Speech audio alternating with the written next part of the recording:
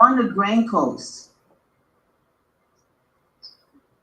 there was a man who was the son of King David, and he went to England and adopted an English name. His native name was Dedewi Yakwa, if I'm pronouncing that incorrectly. Where is my Basa language experts? Say, how do you pronounce the name? Say it again, please. Okay. Now, this man took on an English name. Was that English name A, John Johnson? Was the English name B, Albert Davis?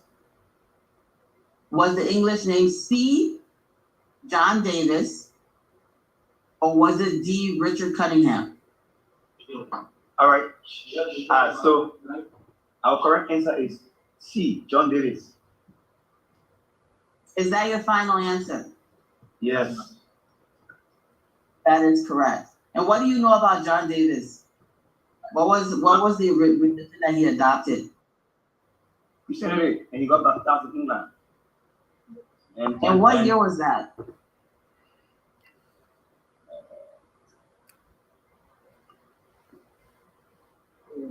It's a hard question, I know. I'm just trying to see how much y'all remember. Anybody can jump in. Okay.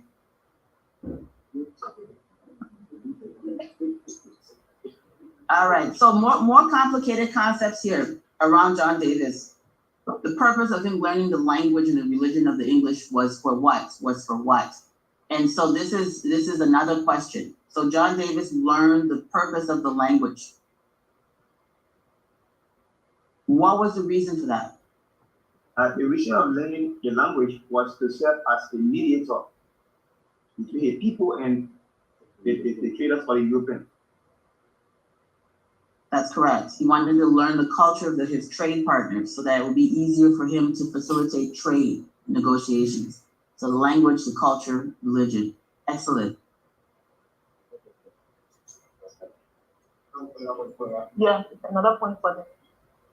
All right. No, that was just a follow-up. That's just 2 questions so far. Now, the reason I'm asking follow-up questions is because I want to engage the depth of understanding, right? So it's just really 2 questions. Now, this is the 3rd question. Say it again. Team 2 got 2 points. Team 1 0. We back to team 1. Yeah. So team 1. Team number 1. There was 3 original counties. There were original counties. What were the original counties of the Republic of Liberia in 1847? Only spoke me.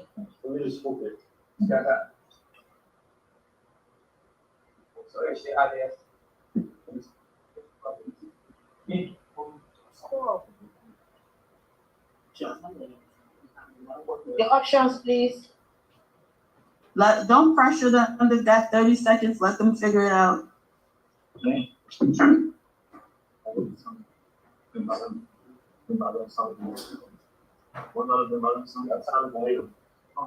Yeah, so our answer is Mosorado, Sando, Grand Pass. It's the audio. Mosorado County, Sando, and Grand Pass. Is that your final answer, sir? Yes. Excellent. Give them a point. As a follow-up to that, we had some discussions. We were talking about the Constitution Convention and the people who signed.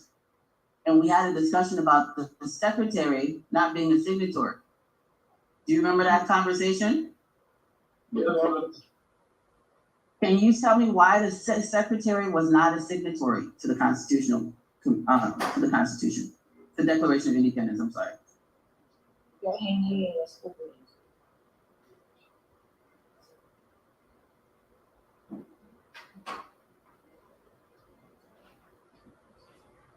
So you have signers and then you have the secretary of the convention.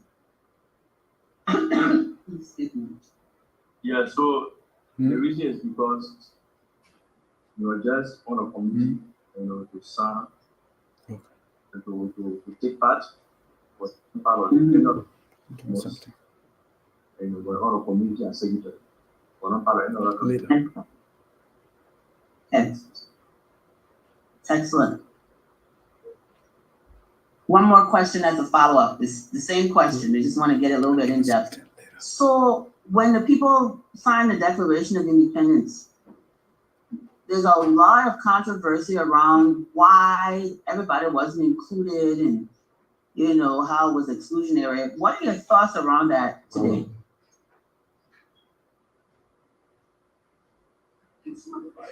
No, they spoke me.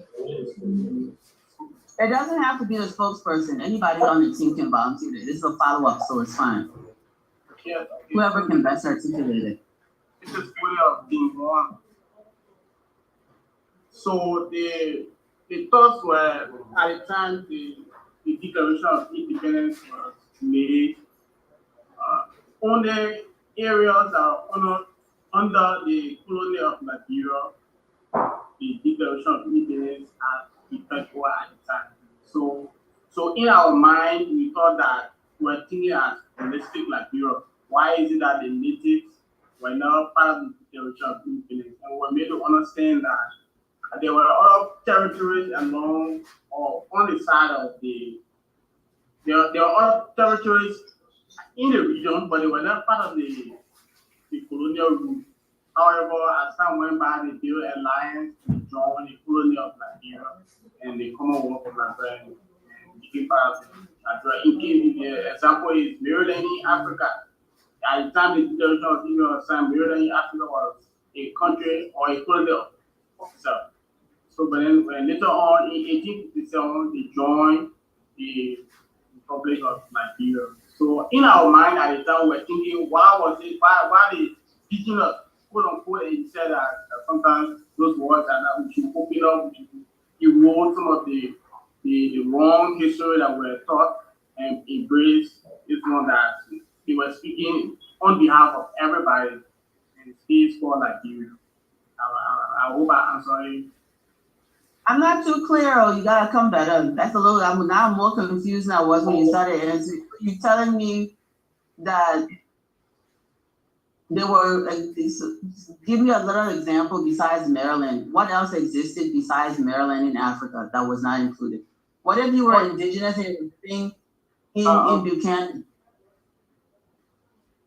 For instance, the Grand Cape Mount, the colony of Ragos Post, Cape Mount were in existence, but at the time of independence, the Declaration of Independence, they were not part of Liberia. So as time went by, they built an alliance because from the west and the north, there were incursions, and they needed the support of the people in the south. So they built an alliance and they became part of Liberia. So in the class at the time, before the Declaration of Independence, some of us, including me, I think I was one of the students that said, why was the first paragraph of the independence, the Declaration of Independence, we saw it as being very segregated. All right, and at the time I thought that that was the only page for the Declaration of Independence. So, and he made us to understand that, and as we read along, we realized that the Declaration of Independence covered at the time the area for Liberia.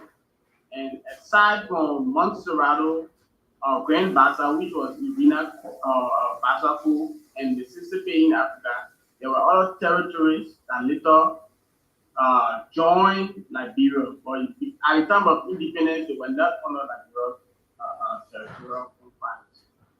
Excellent. It is. Thank you for your insight. Okay. So I have another. So that's 1 point for team 1, 2 points for team 2. So team number 2. Yeah.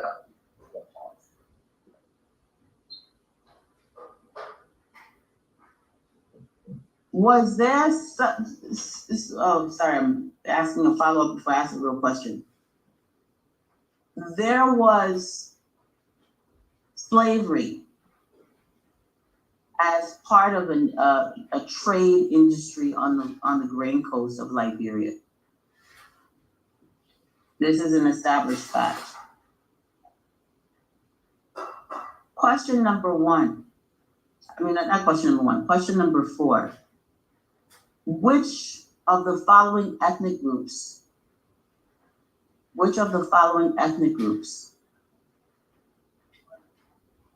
participated in the transatlantic slave trade? A,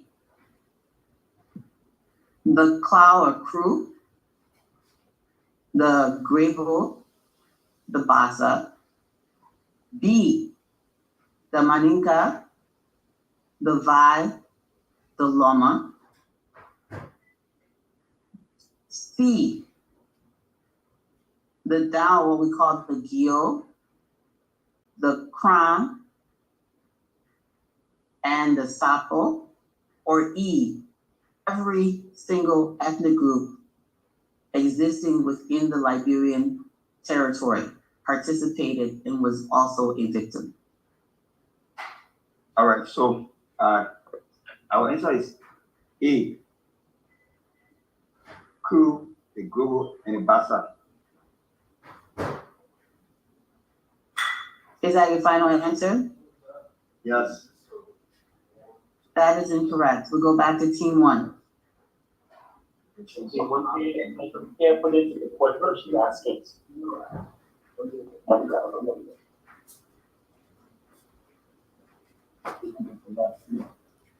Pay attention carefully. It's difficult because they don't have it written in front of them, Paul, so you might want to help repeat it for them too, if they need clarity. Yeah.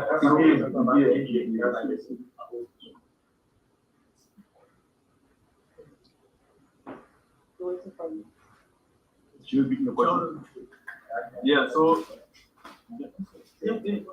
so our answer is group number 1, choose E.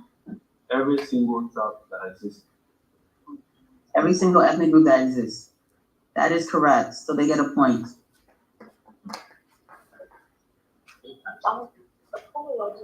I'm curious, group number 2, why did you choose A?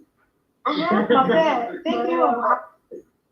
Hi. Yeah, we selected it because of the closeness of the countries involved to the sea, right? Because they use both kilo at a time. So that was the reason for which they selected A.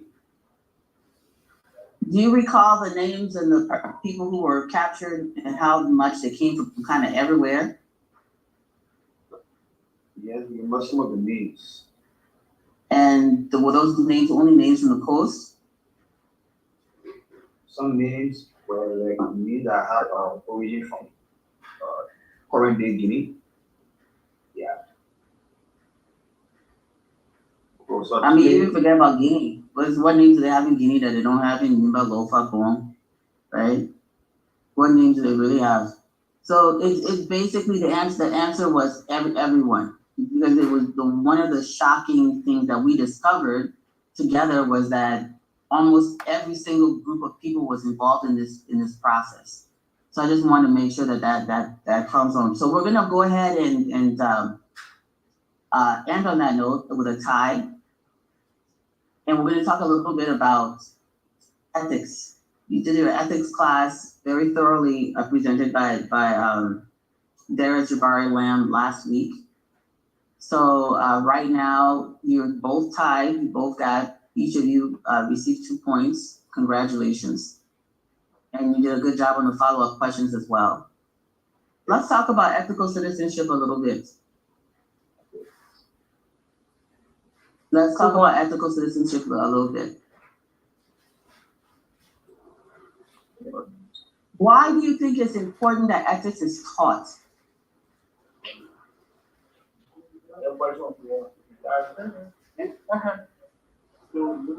Yeah.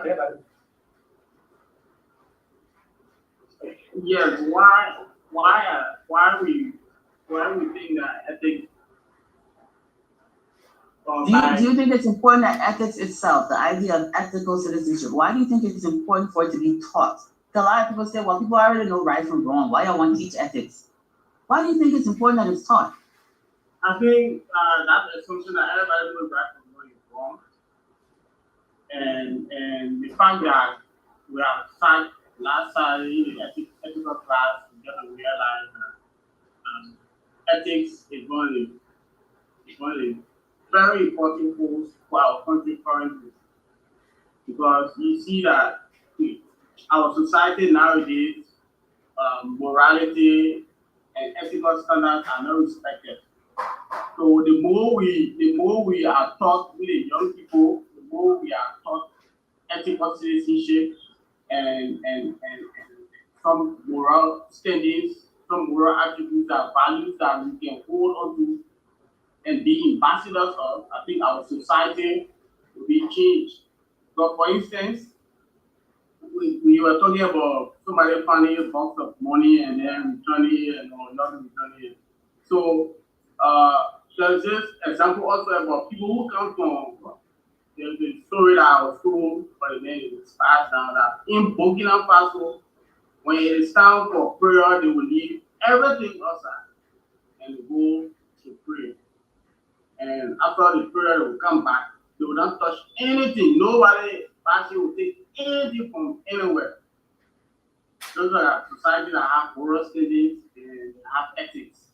So can that be applicable to our society here? We have to work hard. So this is where the ethics will come in and morality. So it's very important that the ethical standards that we are being taught that we uphold it and be ambassadors. So that's what I'm going to take on the ethical class on that Saturday. Excellent. Yeah. Let's hear from someone who has not spoken.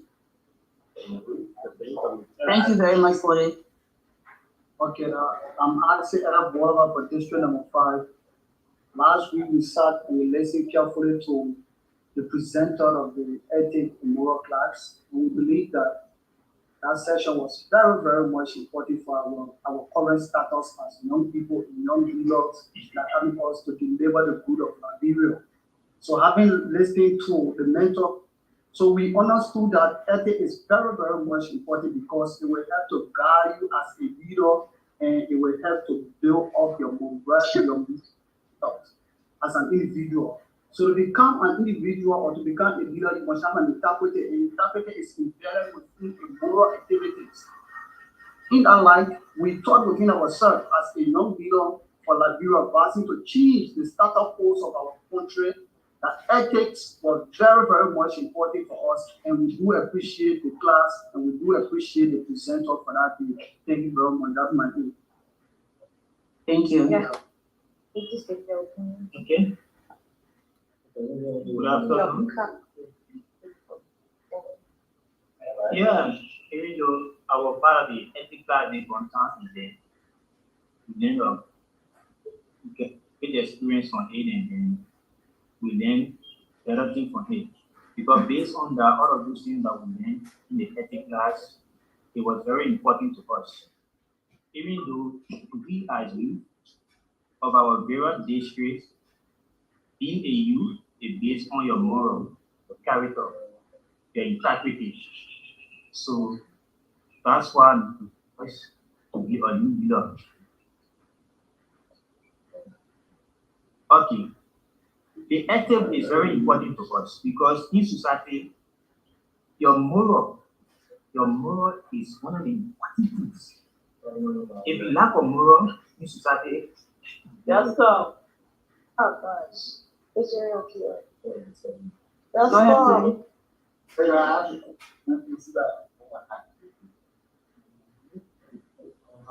sorry for that. Go ahead, I'm listening. Okay.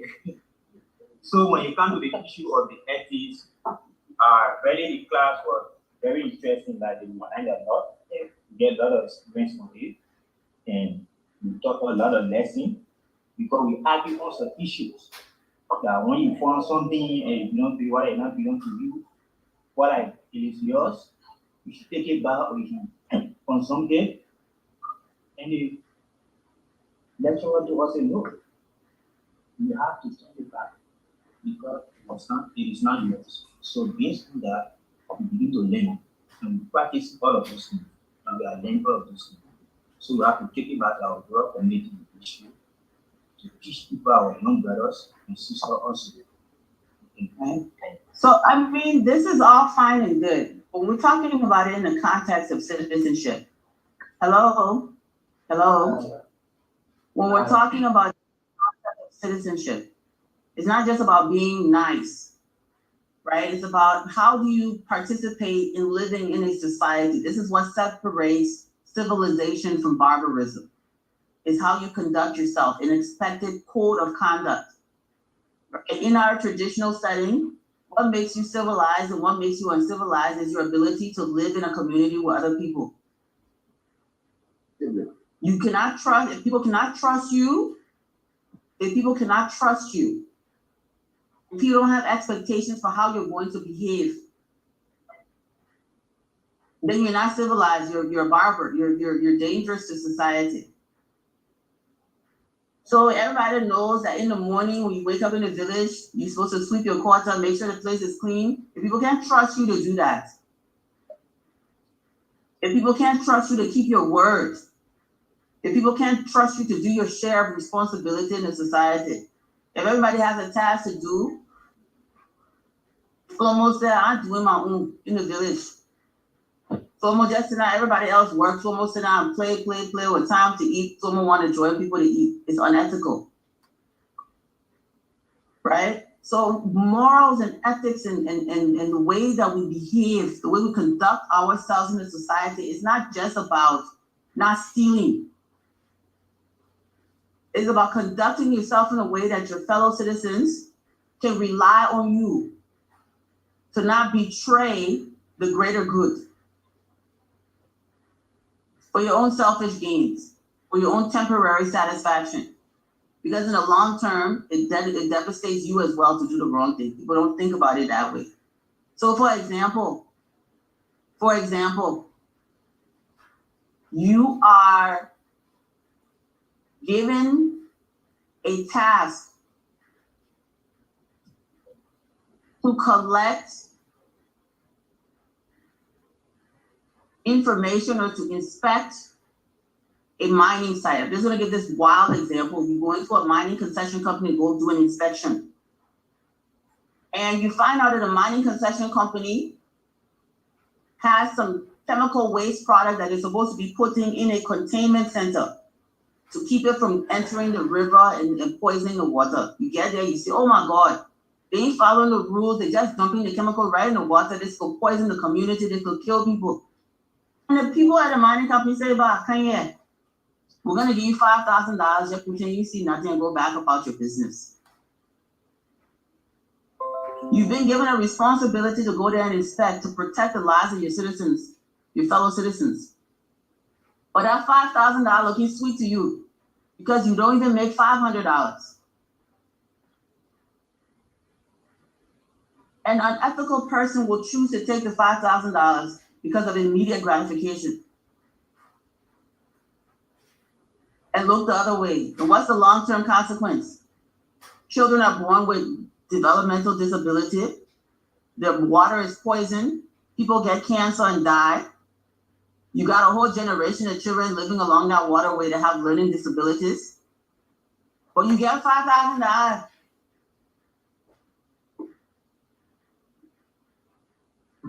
You understand? So unethical behavior is also stupid behavior. Is that $5,000 worth the devastation that's caused the community? The answer is usually no, it's not.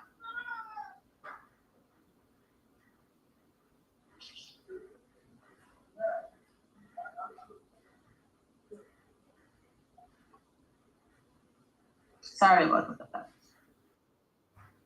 What are your thoughts about that scenario? And how does that, because this is real practical stuff. It's one thing for us to talk about it in the air. You know, it's one thing for us to talk about it in a way that is not necessarily practical. But this is how it manifests itself in our day-to-day lives when we have responsibilities, when we have jobs to do. You get to me? Mm-hmm. So what are your thoughts in that context?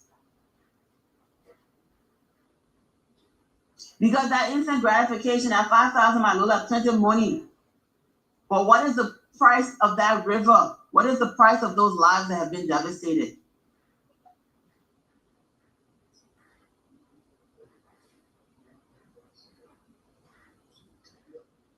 Who is that with a shirt with a writing on it? Who is that? I can't see his face. It's Noah Roberts. Okay, Mr. Roberts, can you answer that question for me, please? Please read into it. Did you hear the scenario that I gave about the inspector getting money on the side to ignore environmental violations? Yes. What are your thoughts about that? Yeah, the reason is that being sincere to yourself, because if you are given responsibility as a leader, and you have to be very sincere and be very listening to your people, because integrity is a matter very important, because people look to you as a leader. And when the responsibility are given to you as a leader, and you want to take it for your own service gain, that means you are betraying the interest of the people, and automatically the people will not trust you. But do you think the people, I want to disagree with you a little bit. I think people trust people that do the wrong thing a lot. We empower people that do the wrong thing a lot. I think sometimes the people who will go and take the 5,000 and give us 500, it would be happy with them a lot of times. So it's not just about leadership, it's about the individual citizens that encourage that kind of behavior. Even though they're the ones being poisoned. Go ahead. Yeah, the reason is that because of the system that we found ourselves in, people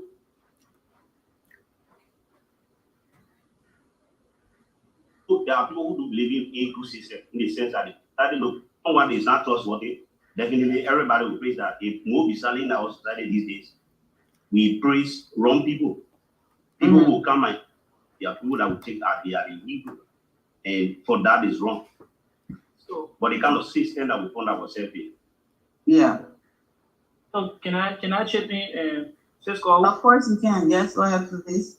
So this is William Knapp from District Tech Team, and I think some of the cause of the cause of some of these things is what I term as the economic injustice or income inequality. Because in Liberia, society is ordered in a way that people who are doing the actual job or people who the resources of the country are supposed to benefit, those people are left alone. And the people that are supposed to deliver those resources to them are the ones taking the money of the country and leaving the poor people with nothing. For example, you have a government ministry or agency that the minister alone makes $15,000. And there's another staff at that particular place that make $150 or less. Well, one person walk away with 15,000, knowing very well that $150 cannot sustain that a family for the whole month. But he's left to do whatsoever with it. So in that kind of situation, he will help anybody that will aid him at least to pay for his budget, that he can be able to provide for his family. So one of the issues has emerging just that we should look at is speak to the national government about. I think it's the economic injustice and the income inequality. We should, the government. So I'm going to pause you there for 1 second. Yeah. So income inequality and economic injustice are no justification for unethical behavior. Those in themselves are unethical, but doesn't justify unethical behavior. I don't understand how we can say that we're justified in being unethical because income equality is unethical. No, I'm not. Income inequality is unethical. So this is about ethics. And income inequality can be another manifestation of unethical distribution, right? Yeah. But there are ethical societies. There are ethical societies that are much more ethical than we are, that have far more income disparity than we do in Liberia. Liberia is not the only place with income disparity. Everybody in the United States of America does not earn the same money. Not by far. Okay, there's people that make ridiculous amounts of money for doing very little, and people who work very hard and make very little. So income disparity is not in and of itself the reason that people behave unethically. Just because somebody makes 10 times more than you do, it doesn't give you a right to steal. And it also should not be the causal factor for you stealing. Your conduct is a choice.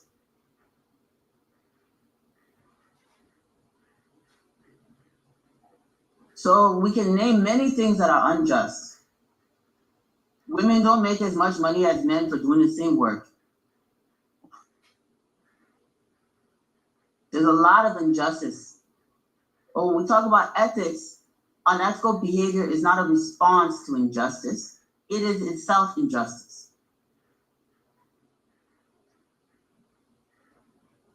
But I do agree with you that unethical conduct and unjust conduct and unjust disparity between people who have and people who do not have is an issue in our society. All of that is a manifestation of the same unethical behavior, right? Yeah. So I just want to make that clear. But thank you for your insight. Anybody else? All right. Excuse me. Because if I take a job that pays me $100 a month and I agree to this job, somebody else is working at a job that makes them $1,000 a month, it does not give me the right to not do my job. Does it?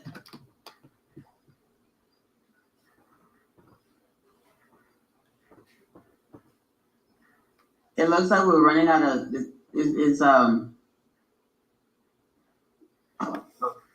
hello?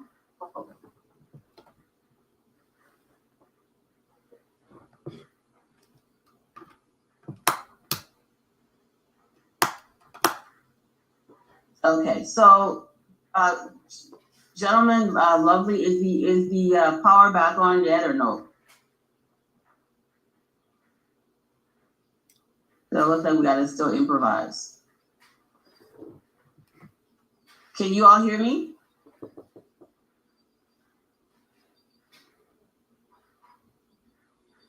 Zomo Pad, looks like you're gonna have to go out and come back in. No.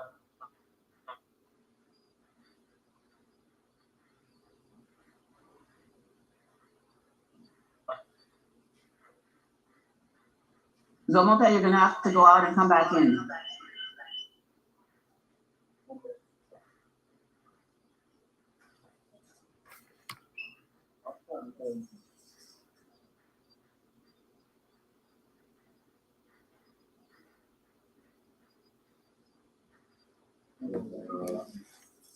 Well, All right, so let's go. It looks like Zomo Pad needs to go out and come back in. So is the power still off in the building, Paul? Excuse me. Yeah. Okay. Hold on a second. The speaker is giving a little issue. Just. Okay, Yes. sure.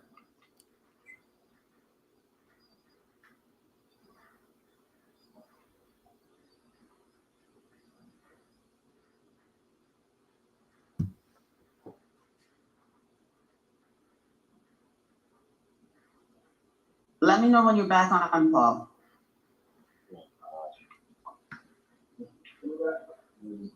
Say again, Ms. Farman, the speaker is freezing. Let me just unfreeze it, yeah?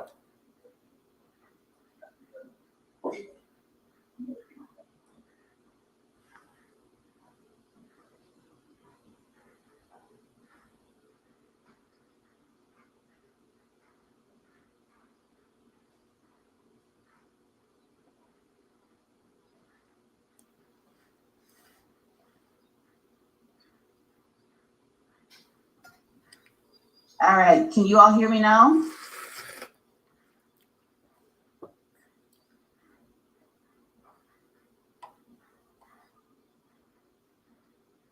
Hello? Excuse me. All right. So I'm going to assume that Lovely, you can hear me now? Yes. All right. So let's do a quick recap. We have these basic principles of character and integrity. We have trustworthiness, respect, responsibility, fairness, caring, and citizenship. Those are our principles that we went over last week. Principle number 1, which is trustworthiness. The trustworthiness, it starts with integrity. I want to emphasize something to you all that I'm not sure if Jabari emphasized this last week, but these concepts are not something that's strange to us. In our traditional society, these are the same rules and principles that guide what we consider civilized conduct. In the Western society, it's the same thing. In the Far East, it's the same thing. Because for you to live in a society, in a group, and function in a productive way, you have to have certain ways that people can trust that you're going to behave. People should be able to trust that if they interact with you, there will be certain outcomes. You mentioned in the Gambia, when people go to pray on Friday at the mosque, they leave their things outside. They trust that when they come out of the mosque, their things will be there. Mm-hmm. That's civilization. That's civilized behavior. In the interior, when we do coup for farming, everybody goes and they work in this person's farm, and then the next time they will go back and work in another person's farm. There's an expectation of conduct. There's an expectation that today we're going to work on your farm. Tomorrow we work on my farm. That's civilized behavior. Uncivilized, barbaric behavior is when you're willing to hurt or harm anybody for your individual selfish gain. Then you're not functioning in a greater society in a way that's productive. You're functioning in a way that's destructive. So the first principle is, of course, integrity. An organization is only as trustworthy as its leaders and its followers. The people who run things must show by their actions the way they want things to be done, the way they want the people to be treated. So if I come in here every class and I don't say, hello, how y'all doing? Everybody all right? If I come here and I'm very brazen and disrespectful to you, it sets a tone of brazen disrespect. But if I respect you, it sets a tone of respect that you will now carry out as you interact with each other. This is the case in our homes, with our families, whether it be, whatever type of group that we belong to. That tone of respect is very important.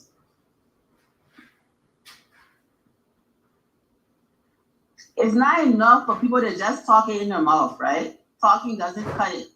Leaders have to embody their behavior to want others to follow. So you all now, as ethical citizens, you have to embody the behavior you want other people to follow. If for some of you who may already be parents or big brothers and sisters, big brothers and no young women, for all of you who have younger people that look up to you, it's your example they follow, not your words. It's your deeds. It's not your words. And not what you say, is what they see you doing. So whether it be your nephews, nieces, little brothers and sisters, if you have your own children already, what they see you doing is what they're going to copy, not what you say in your mouth.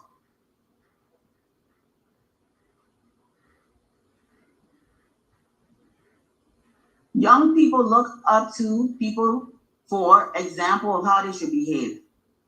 All of the bad behavior we exhibit, I can guarantee you, comes from us watching somebody we respect conduct themselves poorly. We saw them doing it. The person get nice car, nice house, we see them stealing. We saw they got there by being shady, by being dishonest, by manipulating people. We didn't see them get it the right way. We saw them get there by beating drum behind politicians and lying for politicians. We didn't see them get there the right way. We saw them succeed by hurting other people. We didn't see them get it the right way. So we still have a tendency to copy and emulate people that we look up to, even when it's a bad thing that they're doing. Does everyone agree with that? Yes. Does anyone disagree with that? No. Why does personal integrity matter? Why is it important in a society that doesn't encourage it? Because no matter how competent you are, no matter how charismatic you are, you're either trustworthy or you're not. In all parts of your life, trustworthy people are trustworthy when it comes to family, friends, colleagues. I always like to use an example in a marriage. If your spouse cannot trust you, nobody in the society should trust you. If your husband or your wife can't trust you, can't trust your word, nobody should trust your word. If your children can't trust your word, you will not be a good minister, you will not be a good director, you will not be a good, representative, you will not be a good senator. Nobody should trust you.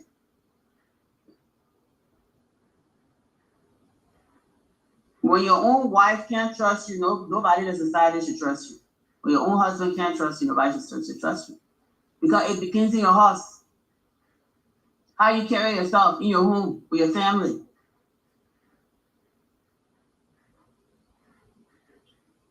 Unethical societies empower unethical people. People who can betray their own homes, their own brothers, their own church members. Am I wrong?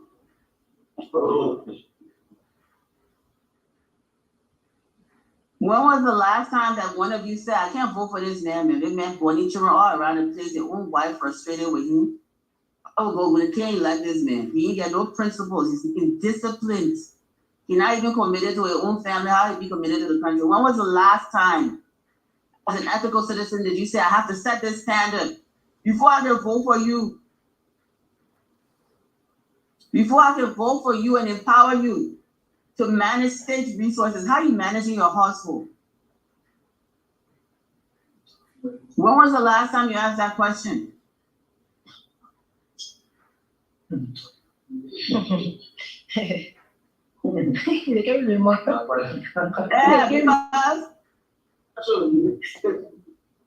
when was the last time I asked the question? In the Caribbean, the Jamaicans and other Caribbean people have this term called gallus. When they say gallus, to be a man, I left plenty of woman business, right? That's not a good thing. That's a sign of indiscipline. It's a sign of indiscipline and greed. And it's a red flag for leadership. Because you didn't get enough self-control to say, yeah, I like women, but I have integrity. I have a family. I need to make sure that I'm providing for them first. I can't be spending all my money to drink his spot. But the man who spends all his money to drink his spot becomes somehow important and powerful in the society to be trusted with state resources. It looks like you guys froze again. Zomope, you want to go out and come back? Can you all hear me?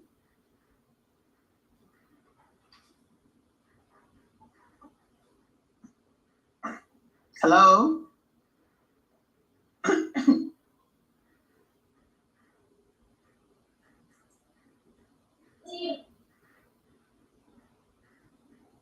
Looks like we're still having some internet issues. So we can go ahead and take a break now at this queue. We'll take a 15-minute break and come back. Or I'm sorry, 10-minute break and come back.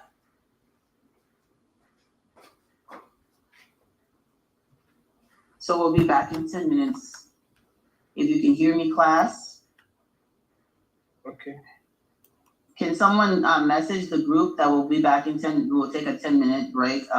Mark or Shabari, can you message the group in WhatsApp, let them know we'll be back in?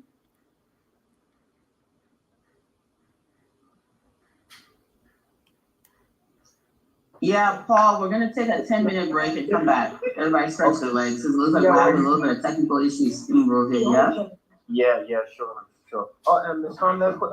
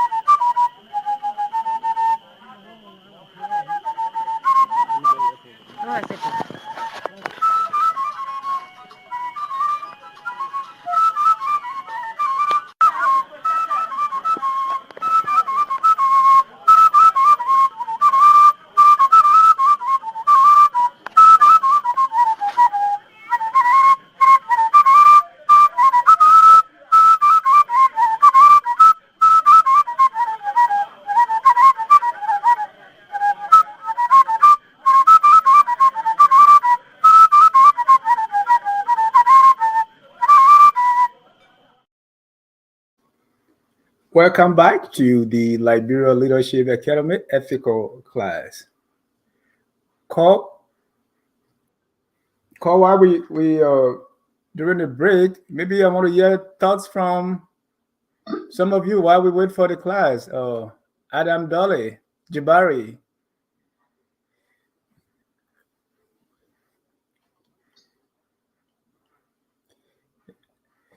Yeah, Dennis, that's a great suggestion. Let me go back Right. to this. And let's say we are live on Focus on Liberia. We are on all major social media platforms. That's Facebook, YouTube, LinkedIn, Twitter. So you can check us out. But I'm excited about the class. Yeah, I mean, I think I'm excited too. That is one of the things that I observed is that I think because now they're live, everybody's a little bit nervous and not talking as much as they normally do. But these concepts of ethics and integrity are really complicated in any society. The complicated discussions to have, and it's the expectation of conduct and behavior needs to be constantly reinforced, and it needs to be discussed openly.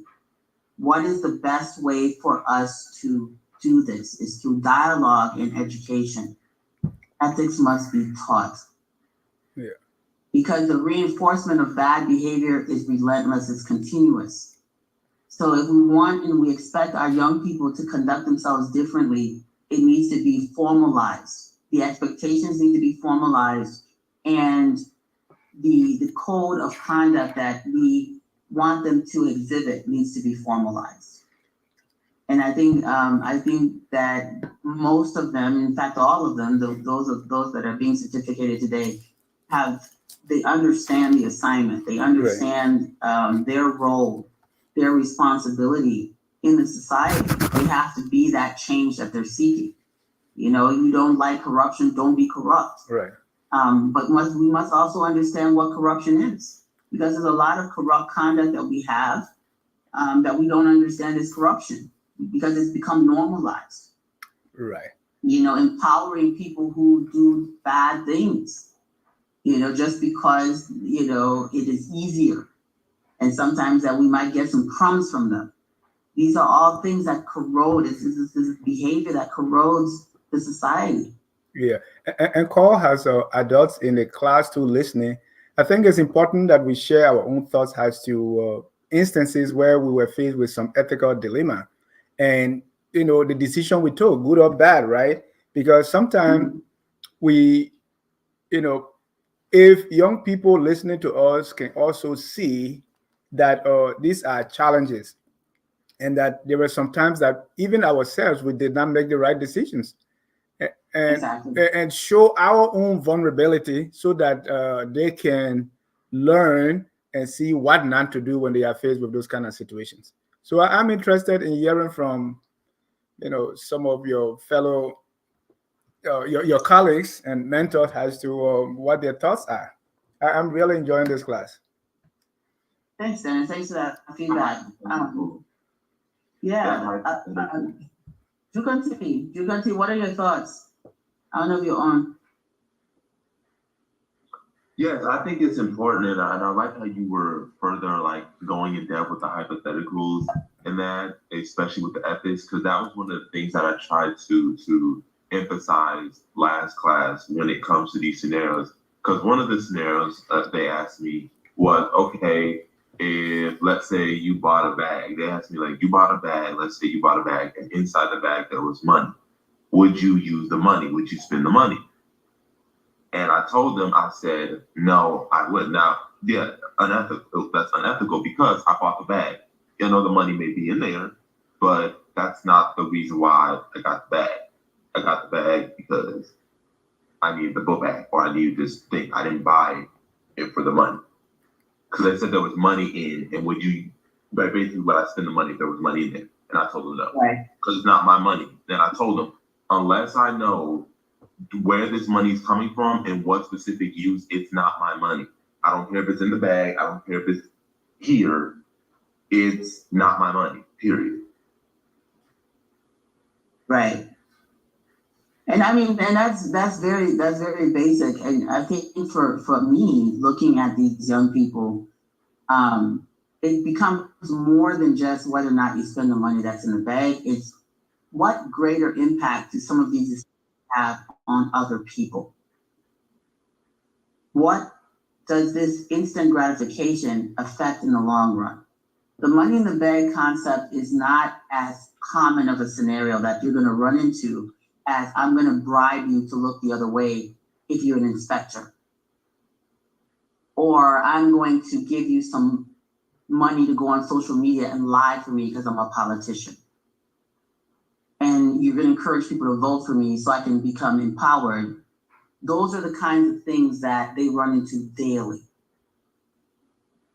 And they don't even understand that the consequences of lying for politicians because they're going to give you $50 or $100 here and there is corroding the society because you're encouraging people to support a bad person just because they're giving you trinkets. That's much more of a practical example than finding a bag of money. Less likely to happen. But what does happen every day that we're constantly engaged in? We constantly engage in dishonest behavior because of instant gratification. Those are scenarios that they wake up to every single day of their lives. So that's the difference in the kind of the understanding of it. Can I add on to the bag scenario? Yeah, go ahead. Yes, go ahead. In that scenario, I'll give you an example. Like, let's say you take the money out of the bag. Now, there was a situation where I was on the bus going home. And, I have all these bags in my hand, and I get up from my seat, and my wallet falls out of my pants and onto the chair. I'm going out of the bus. I didn't even feel it. The person tapped me on the shoulder and gave me back my wallet. Now, in that scenario, why would you take the money in the bag? Because that's going to send out bad karma for you. Like that, you can get in a situation where you have lost money. Wouldn't you want that person to return that money back? Exactly. So, you got to look at the bigger picture. Right? It's not the short-term gain. Yeah. It's like looking and seeing how this is going to affect you. Because if you can do that to somebody, then you can't cry when it gets done to you. And also it breaks the first point that we emphasize, which is integrity. Right. It shows that you don't have that integrity or trustworthiness. Mm-hmm. I just think some of those concepts are great. Go ahead. Yeah, you stated something regarding in the interior or in the hinterland, the honor system. So I can remember when I was young, going for vacation in the interior in the village. People would farm, do their harvest because not much vehicle traffic in those areas. So they will put their goods on the side of the road, leave it there, and come back in the morning, knowing that the cars will come early morning to pick it up, and they'll wake up in the morning, their goods will be there. People moving around, nobody can touch it. I don't know what is happening now. Those are kind of honor system in the during, I would say before the Civil War, and even I noticed it when I went back. Sometimes early 2011, when in Firestone, you will see people put things on the road, nobody watching it, but it's that system. But nowadays, I don't know what is happening. But those were it takes integrity in those. Everybody understands. Hey, somebody did that. You spent 6 months or maybe 3 months hard working, let that harvest, planting, greens, cassava, what have you, bags. and high integrity. Yeah. it's And integrity in just so, and people make people in interior to understand that they are uncivilized. Those people have strong degree of ethics. Exactly. I don't And know what you can that's do all in Central Monrovia. civilization is. That's all civilization is, right? It's Yeah. being ethical, Right. knowing how to live among other people. And that scenario you just gave, Adam, is sign of a high integrity culture, high integrity society. But what happens is when you're severed from those traditions and nothing of the equivalent replaces it, you just like a candle blowing in the wind. So most of our parents, grandparents came from very high integrity societies, cultures, and somehow we're removed from it. And all of that integrity is then replaced with greed. And then the principle of conduct, the guiding principle, becomes greed. Yeah. And everything else has been severed away. So the integrity that is the foundation of our traditional culture has been replaced with greed. So Carl, using Adam's example or the scenario, I'm thinking, is it integrity or the fear of the repercussion when you do stuff like that? Is it because people have ways of punishing those kind of behaviors and they are stern on it? Is that why people don't do it, or is it integrity? It's both. So what we talk about in the ethical citizenship class is that the majority, once the expectation of conduct is set, most people are voluntarily compliant. Okay. They're not voluntarily compliant because everyone can be punished. They're voluntarily compliant because it is a choice. And therefore, when there are people who deviate from the correct way of doing things, those outliers can then bear consequences for their actions because they are not normal. They are outliers. And then they can be shamed or punished or whatever the consequences are for the wrong thing that they've done. What has happened is the outliers are no longer the people without integrity. The outliers have become the people with integrity, and the norm are the people who are doing the wrong thing. And when the majority are not voluntarily compliant, enforcement is impossible. What happened? That's what we're seeing in Liberia. And what happened? Because you come from that culture that Adam spoke about, and you go to another culture, and everything that we thought were integrity now dissipate. Is it because these areas will encourage it, will not penalize it, or because everybody else is doing it? And sorry if I'm asking. Because we're now in a sense of a scenario of chaos and anarchy, where the norm is no longer a voluntarily compliant, integrity-driven society. The norm is now dishonesty, greed, selfish gain. There's no more sense of community. There's no more sense of belonging to a greater good. Everybody's on their own, everything goes. And to what extent does our educational system, our schools, support that? Because if you say come from the interior with that high integrity, and now you get to the city and that is looked at as being quote unquote country, so you try to leave it, right? So to what extent has our school system been able to reinforce the high integrity that we get from our villages coming to the city? And sorry if I'm asking too much questions. Integrity is necessarily a matter of city versus country. I think that cities, there's people that live in cities and dwell in any society, whether it be an urban society or a rural society, that have integrity. So it's not a city, a rural versus urban scenario. What happens is that in a rural setting, there's a certain type of upbringing that reinforces expectations of conduct. And is supposed to be the same way in an urban environment. And part of what facilitates expectations of conduct is the education system, whatever form that takes.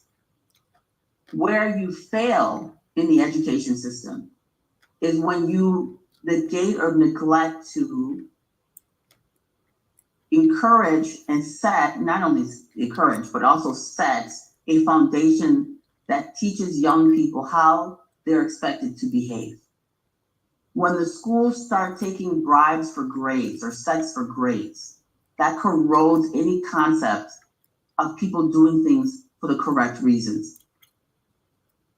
When you monetize everything and give everything monetary value, when greed becomes the driving principle, everything else is going to fall apart. So the question we have to ask is, when did the society get away from a collective work and responsibility, from cooperating as a unit, to selfish, greedy, destructive ambitions?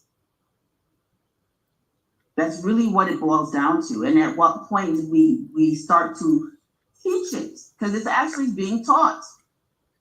The lack of integrity is integrated now into the education system. People are taught to lie and commit fraud instead of earning their grades and earning their way. It has become normalized, and it's a slippery slope. If we don't put a halt, a stop to it, and start teaching things that we know are going to create a productive society, this is what's going to happen. It's going to continue. I mean, we have people that will openly get up and lie on social media to encourage some agenda because they will personally benefit. And they have no concern that our children are watching or listening.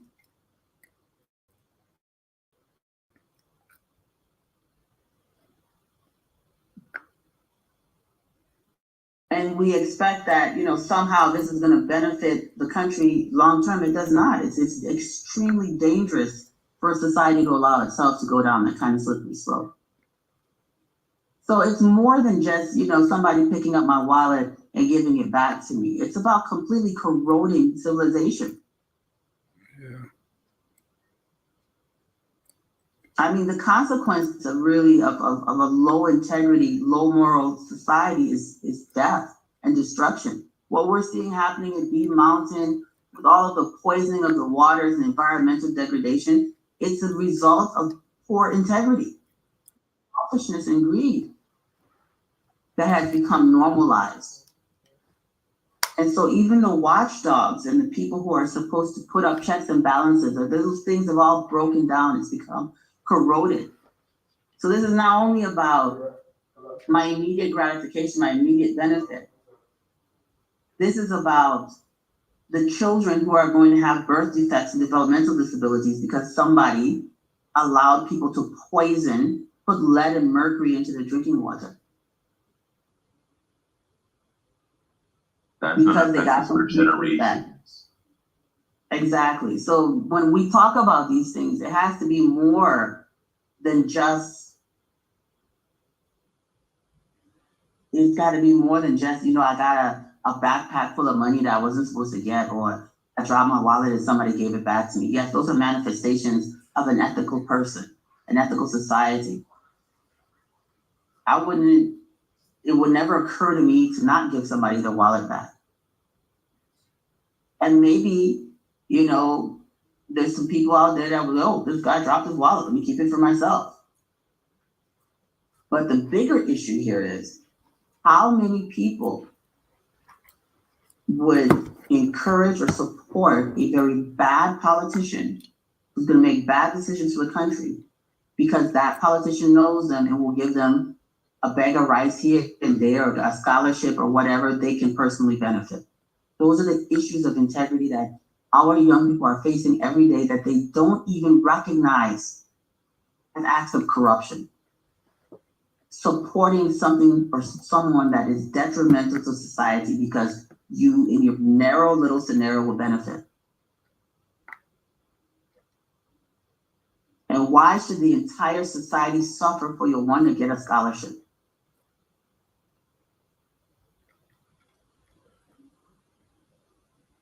When everyone could benefit from a more productive citizen being in leadership. These are the questions that are on their minds every day when they wake up.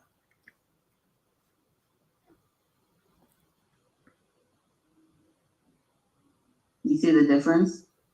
Yep.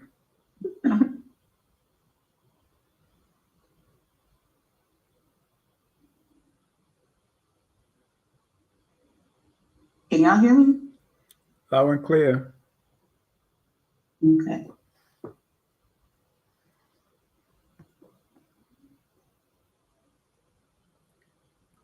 I don't know. You can go ahead and let the students back in. They're coming back now. That was way, way more than 10 minutes. I don't know what is happening over there.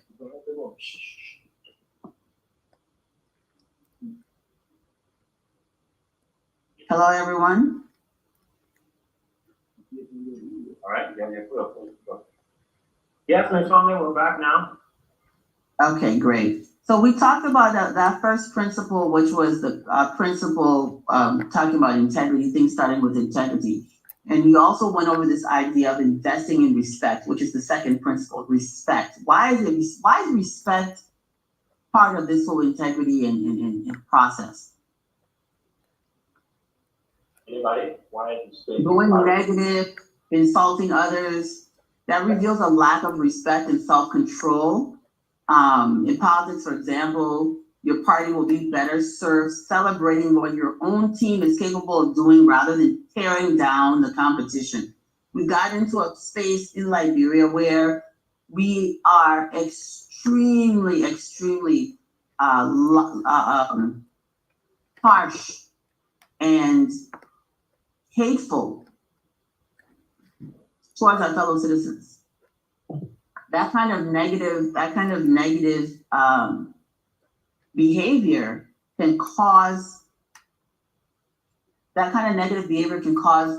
some real long-term problems. We've gotten to a place where instead of focusing on what we can build, what we can do to grow, to evolve our surroundings, we've turned into professional cussing pots. We know how to cuss everybody and everything, tear everybody and everything down. We have a society that's feeding off of negativity, right?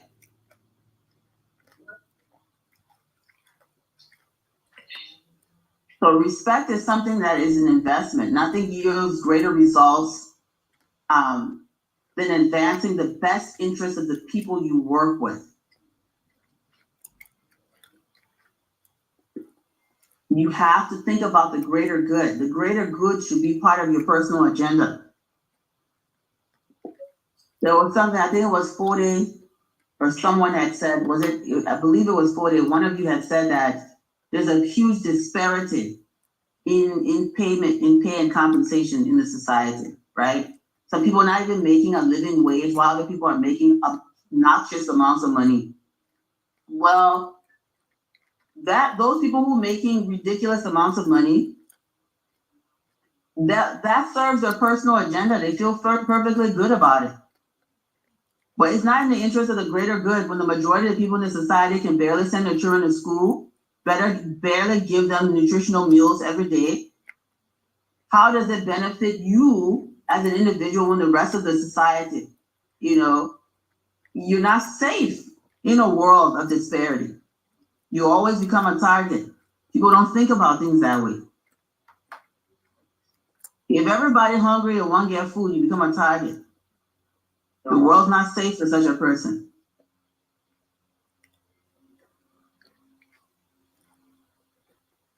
My daughter, when she was 7 years old, I told her that she was, the descendant of royalty from the Vai Empire. She said, "Oh, really?" I said, "Yes, you're a princess." And she started laughing.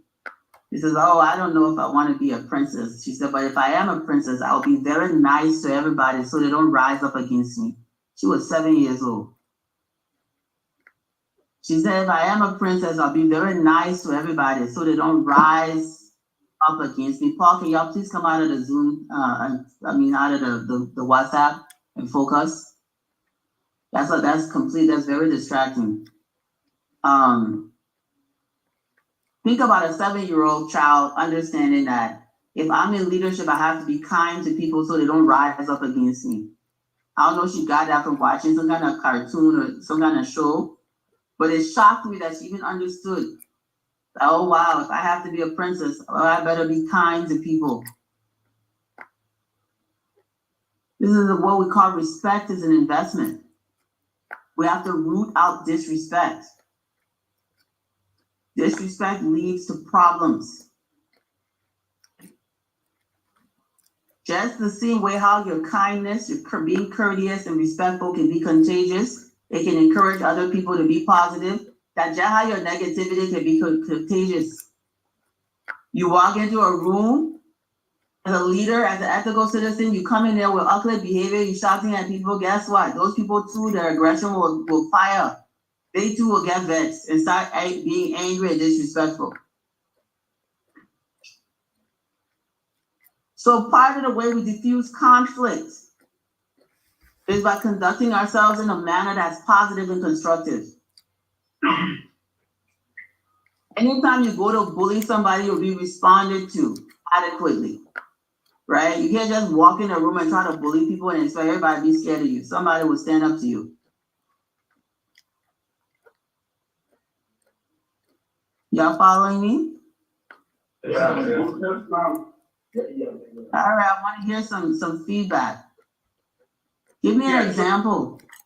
Give me an example of how you could diffuse this as a situation or cause conflict just by how you carry yourself. So just a practical recent example of what you just said. Yesterday was a meeting at the office, and we had people from the coordinating council, we had people from the 17th District Youth Congresses in Mosserato County. We also had the Meditation Bureau for Mosserato County at the office as well. And there is this youth coordinator amongst the 17 youth coordinators. He's the only person that has got a job and he's working. He has been working for the past 3 months. So when the medical noticed that you were there, and all of them went around me and insisted that he gave them money. Because for the fact they want to go home, there's no transportation, and he's the only person that's working and able to buy at that particular time. You know, it caused some level of chaos or some noise or disturbance. You know, there was a scene because everybody was rushing at that one person, some put dragging, so some put carry on the other side, some put carry on the other side. It's just like you have a goal amongst chapel. So the possibility of that goal growing to its expectation is high. But the previous I said that respect is not given to an individual, respect is earned. So for the fact that you have to invest in respect, therefore you have to respect your subordinates or your colleagues. When you respect them, then they can give you the respect that you deserve. Exactly. That's exactly right. And one of the things that I'll give you, let me give you one quick example. You come in. When I was a very, very young woman when I was in my early 30s when I took over for the National Transit Authority. And not very young, I was much younger than I am today, but one of the things that I did when I went to NTA was I would refer to people as, you know, Mr. This, Mr. That, you know, this, and people thought it was strange. But the tone I was setting was that I was working with adults. I was working with my colleagues, with somebody, even you the janitor, the car washer, you somebody's husband, somebody's father, somebody's son, somebody's somebody, right? So it's Mr. Saliki, it's Mr. Momo, it's Mr. This, Mr. That. because they needed to understand that they were respectable. How do they know they're respectable? By me being respectful. That's where it begins. How you even address each other. You understand? Somebody does something, even if it's a job and they're supposed to do it, recognize, oh, Mrs. Leakey, thank you, I appreciate what you did. That simple gesture, just of courtesy, encourages people to continue to do what they're supposed to do. You understand? Yes.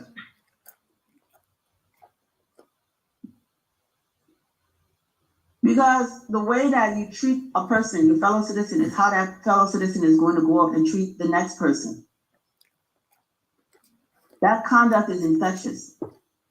I see somebody ask a question and say you're playing devil's advocate. I'll give all of you, my young brothers, some advice. Never advocate for the devil. I can't stand that phrase.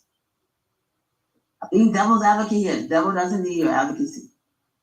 But my brother Dwalu says, playing devil's advocacy here, he says, why should anyone care about ethics in an environment where the enforcement of the law is practically non-existent?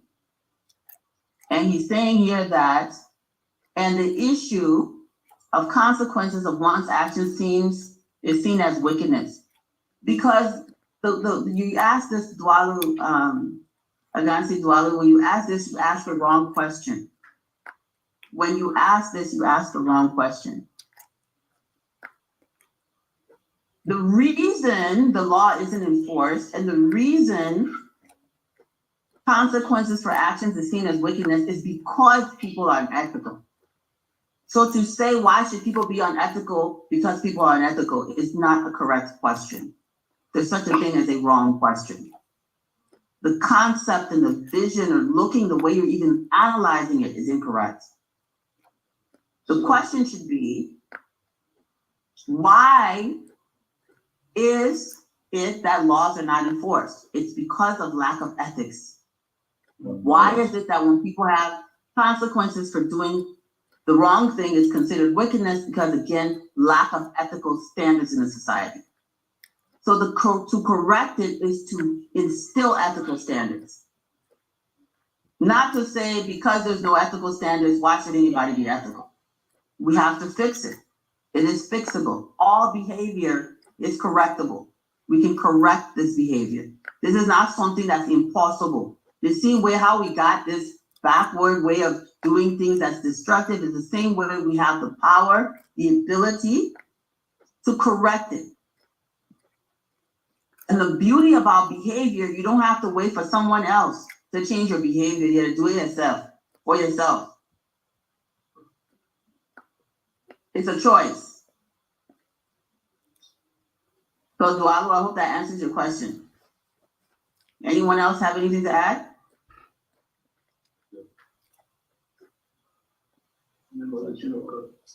Can I add something? Yes, please. Let Hold come in and then we go to the question.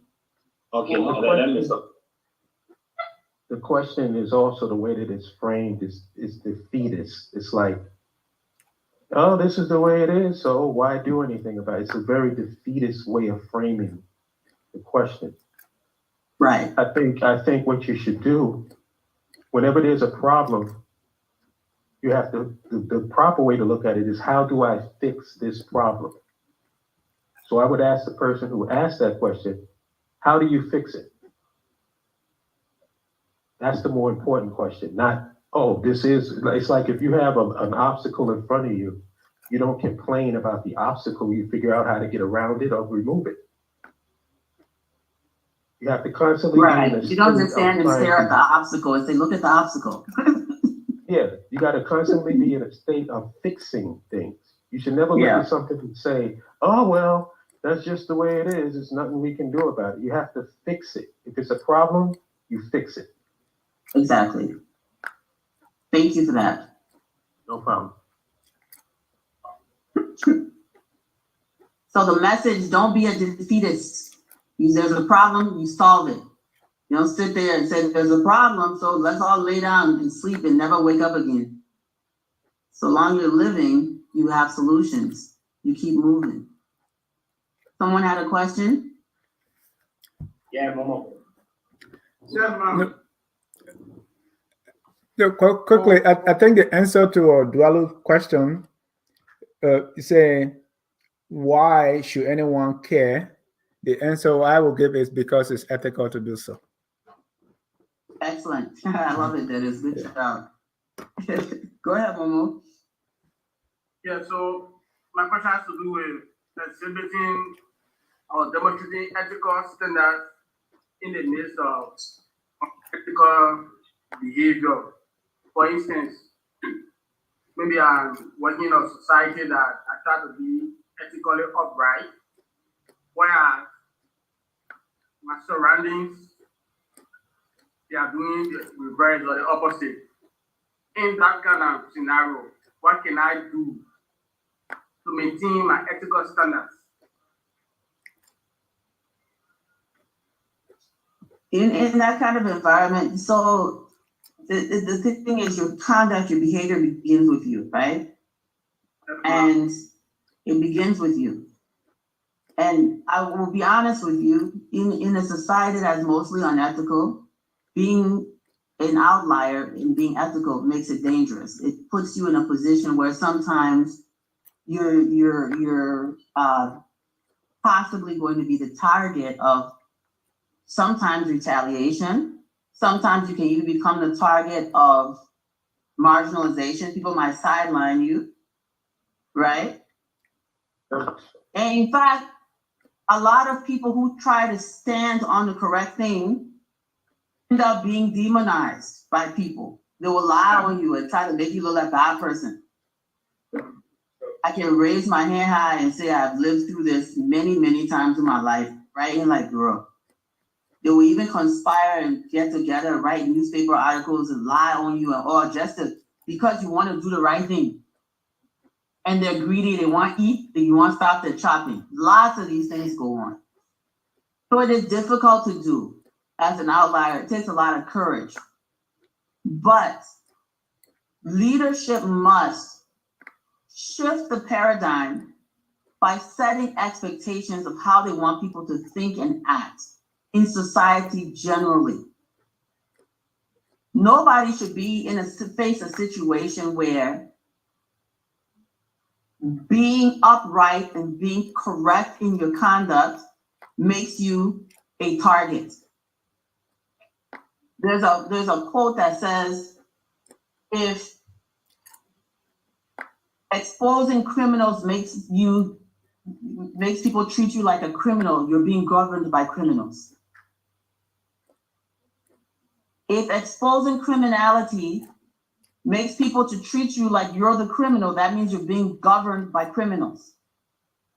What does that mean? The society has set a tone of expectations that everybody should be doing horrible things. And the thing is, none of this will really matter except that the outcome of everybody being unethical is what you see when you walk outside. You see what? Dead in the streets. You see children suffering. You see extreme poverty. You see disrespect. You see abuse. You see unhappiness. You see depression. The consequences of an unethical, broken society is not good. So it is in nobody's interest to keep this going the way it is. It doesn't benefit us.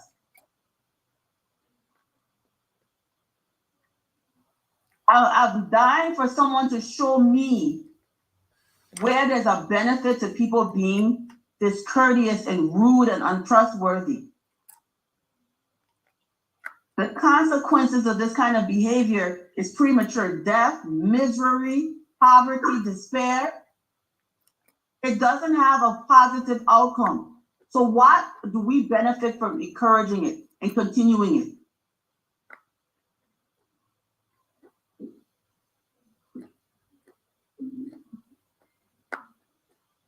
Can anybody look outside and see anything positive that comes out of lack of ethics?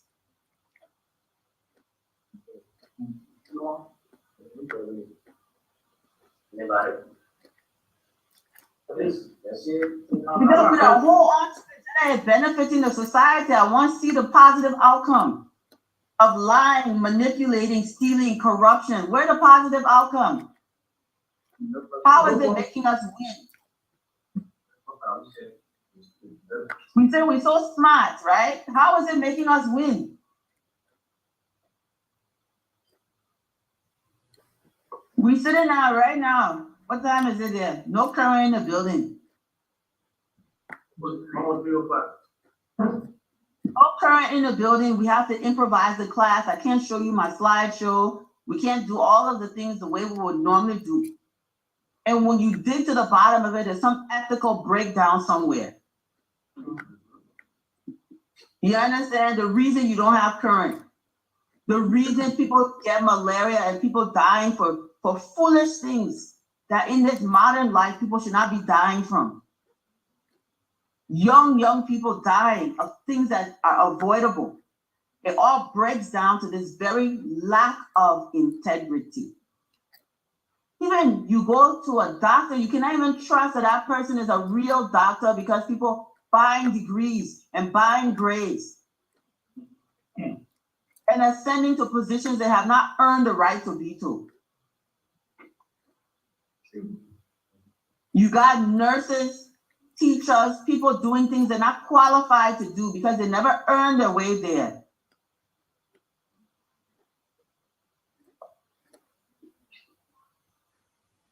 And it's all fun and games until that your mom, your grandma, your auntie, your sister, I gotta go to the hospital. And you got one girl that I never sat in class but bought her grades, bought her degree, and she's sitting down there. Go give you the wrong drip. That's it. There's consequences to this. Go ahead. There's consequences to this. We're not just doing this because it feels good. It's about our survival. We cannot continue this way. If you want a world to be better, it's your responsibility to make it better by recognizing the things that are wrong and fixing them. That's all upset.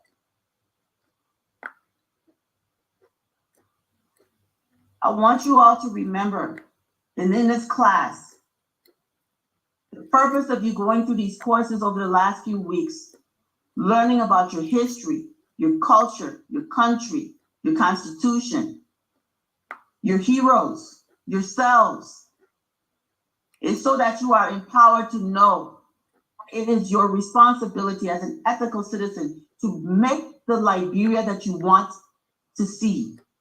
Create the Liberia that you want to see. Liberia is a beautiful vision that has not been attained. Liberia is a beautiful vision that has not yet been attained.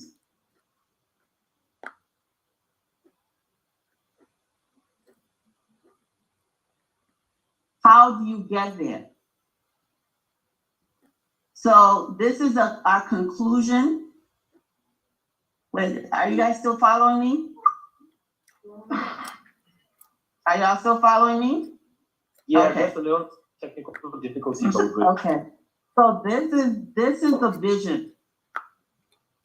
I'd like all of you to stand up. We're gonna go ahead and conclude here. I want you all to stand up. I want to see everyone. All I can see is curtain.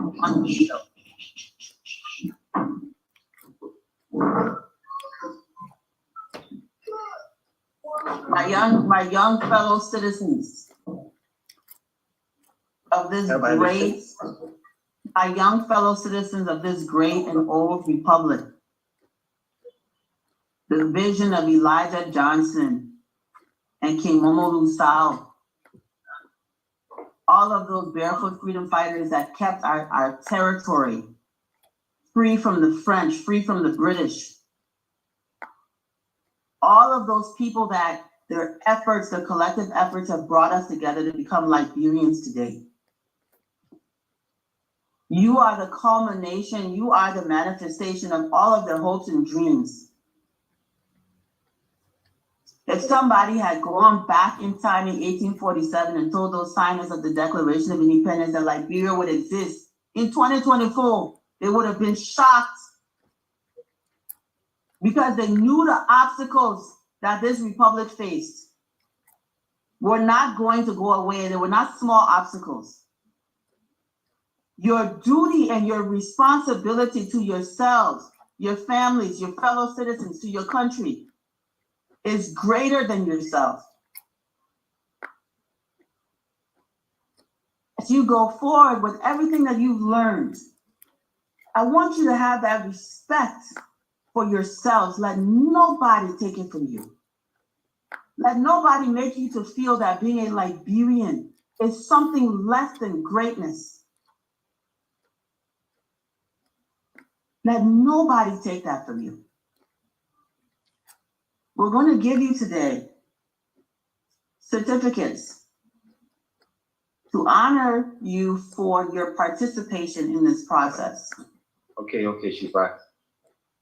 Has that been out this whole time? Paul. Yeah, there was a little loan size acting up. I had to refresh quickly. So I took the student. Okay, where did I leave off? What did you all hear last? I can't see them. Are they still standing? Yeah, they're still standing. Everybody, what did you last hear from the student portion? What was the last thing you heard? Okay. The last thing we heard was if someone go back in the concept to people who sound the declaration of that like long over existed in 2024, it would have been shot. Yeah. Yeah. So basically what I want to do, as you know, they would be shocked, but I want to encourage you. I want to encourage you to let no one make you to lower your shoulders or lower your head. I want you to understand that being Liberian is something to be extremely proud of. As you take your certificates of ethical citizenship, I want you to know that this is just a beginning of a journey for you to take on your responsibility to make Liberia what it was intended to be. It's nobody's responsibility but yours. So with this certificate of ethical citizenship, also comes with it a responsibility that you're going to carry forward, you young leaders, you young citizens of this republic. With this certificate of ethical citizenship that you carry forward, the vision of all of our collective forefathers, our foremothers, that struggle to maintain the sovereignty of this little republic. You carry that burden today on your shoulders. It is both a gift and a responsibility. Hold one another accountable. You don't know what tomorrow holds. You can plan for it, but you don't necessarily know. If tomorrow Momo is a minister, if tomorrow someone else in this group is a judge or a police commissioner or a maritime boss, and your paths cross, you hold each other accountable. Support one another. Your efforts in making Liberia a better country.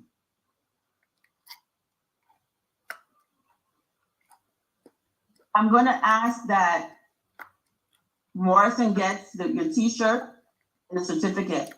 We're going to call one name at a time. When you receive your t-shirt and your certificate, I want you to just take 1 minute. It does not have to be long. And I want you to tell us what your commitment is. What are you going to do next? Everybody. With this process. Who is holding the camera? I cannot see their faces. Okay, I got it. Can you hold it still? Lovely. Can you hold it still? Everybody, fine.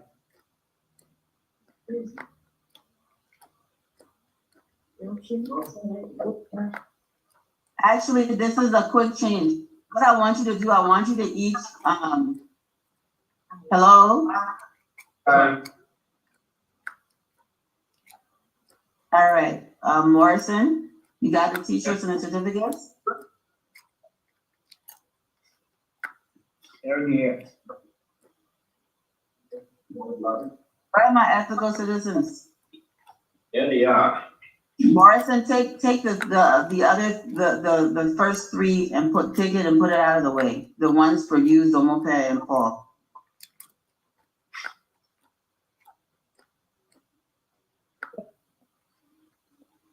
Call the first name. William Bingham. William? Yes.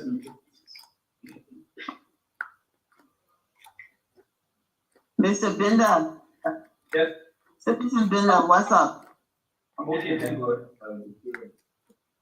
Thank you so much for participating in this class and everything that you have shared with us.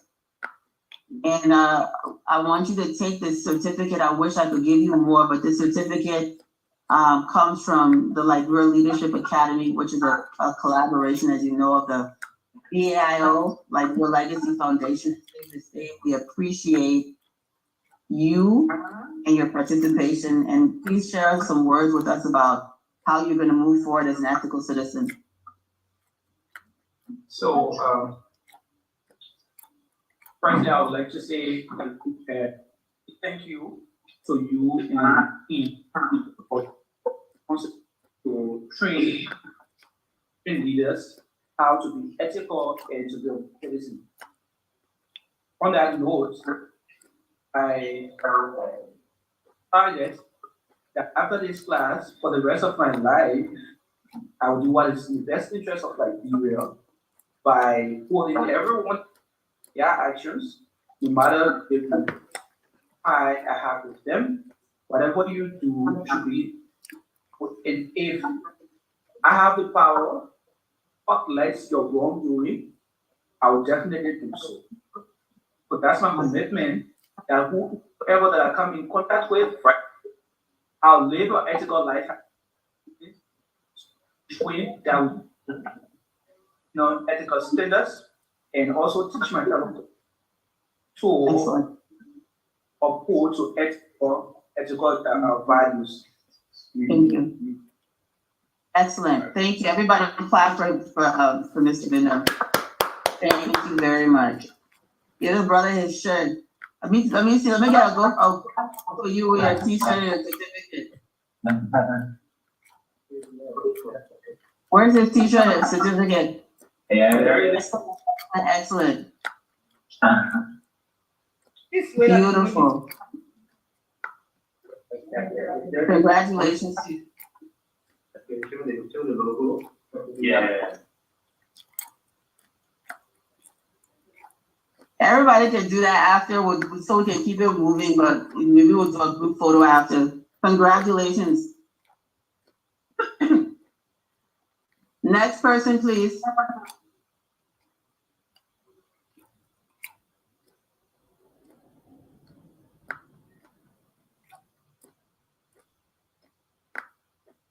We can't hear.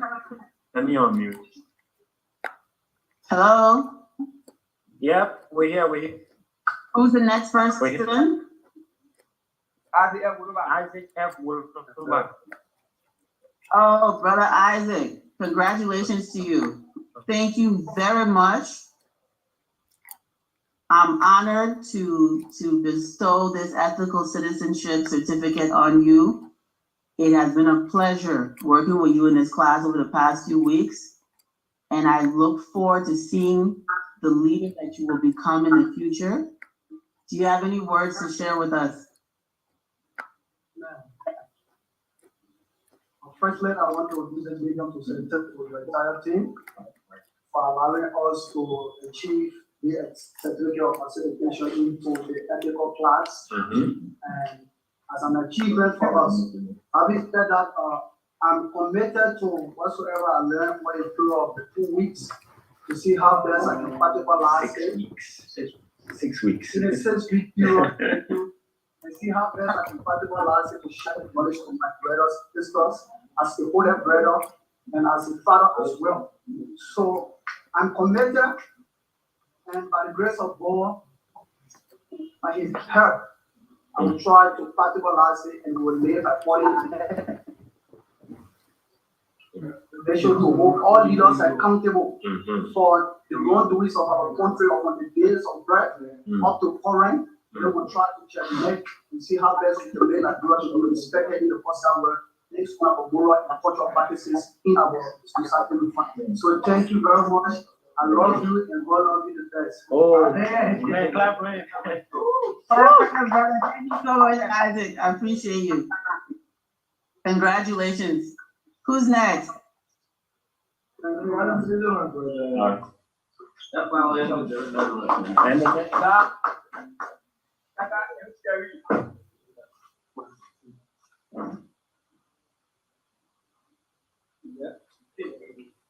Mr. Sharif.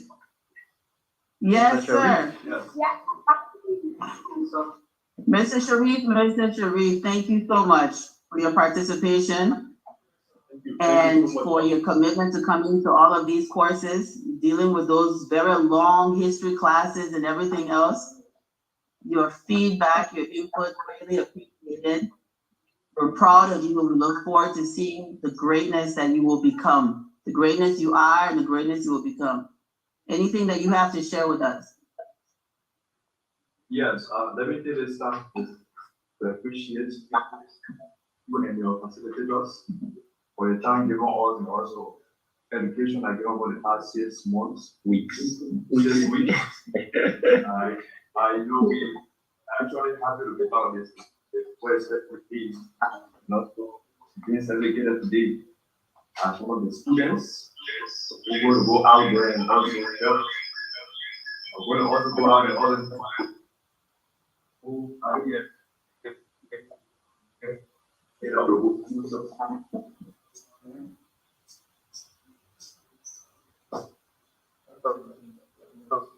We're having trouble hearing. I think Zomopel should just stay out and you just have it on. Let Zomopel leave and you just use yours only. Because it's not helpful. All right. Continue. She keeps saying out. Yeah, let her mute her or just go out. Go ahead. Okay, go ahead. Let us take the time to also appreciate you. You know, your facilitators also have worked for the education provided. And I also want to promise to you, the team as well, that we're going to help in order to be ambassadors out there, to help our police, partly here going through the setting, to people and more values for understanding as a society, to help change their minds, to understand what is important to be an ethical citizen. Moreover, when I listen about it, the 6 pillars of capital that have to do with worthiness, spirit, responsibility, and also citizenship. So I appreciate that also. I guess if that do get able to go for this country, because I have a good character. Excellent. Thank you, Mr. Sharif. That was powerful. Congratulations to you. All right. And next person. Mr. Momo. Hold on, Momo. My in-law, how are you? Hi, everyone. I want to say this to you. You have been so active in participating in this class. Whether it be the history component of it, the ethics, every single component of this class, you have been extremely active in participating, and that is recognized and appreciated. I won't forget how active you were. Your questions that you asked, when maybe your colleagues were shy, helped them to also learn. So I encourage you to continue that behavior of yours where you like to learn and share and ask questions and be inquisitive. Is a very important skill. And I appreciate that about you. Congratulations. I know that you are going to apply everything you've learned and more importantly, build upon it and seek more knowledge. So thank you. And what do you have to say to us?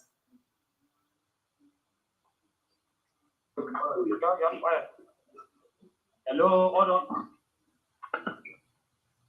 Ms. Yes. Can you hear me? Sorry, I can hear you. Can you just start over again? Yeah. No, I was just telling Momo that Mr. Momo that I appreciate how much active he's been in the class, how active he's been, his participation. It's greatly appreciated. And he's been a stellar student, an absolute pleasure to work with. The types of deep questions and feedback that he can give have been also helpful to his fellow students in the learning process. So I want to encourage him to continue that behavior of his. It's very, very productive. And congratulations to you. What do you have to share with the rest of us today? Citizen Momo. Well, yeah, first and foremost, I'm grateful for the class, for the time. And learning is a continual process. So over the last 6 weeks, I've enjoyed the class. So the very first class, somehow I was discouraged, to be frank, and then especially that some of the things I've learned over the years, and I saw that, it has been broken away, boxed up.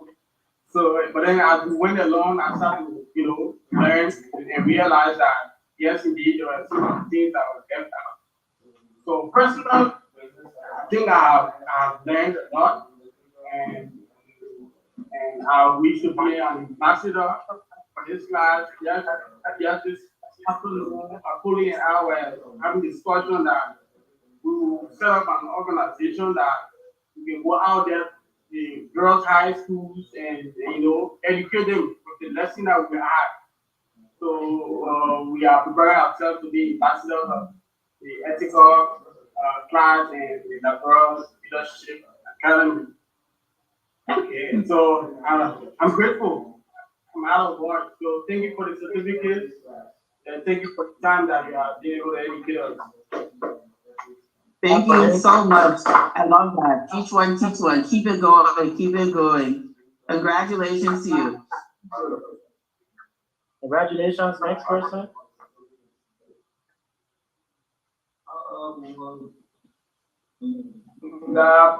Jeremiah MP. Mr. MP. Eva. Jeremiah MP.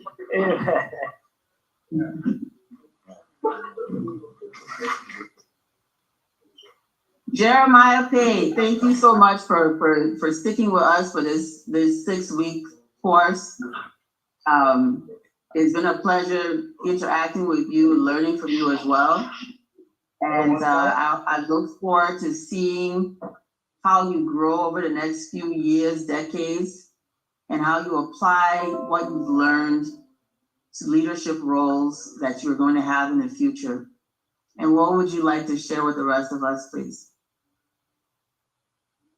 Okay, so let me firstly take this time to gratitude you for the heart commitment. Saying all is not doing it, but to take the action. So our commitment always to liberate people will be with those that we commit ourselves to society.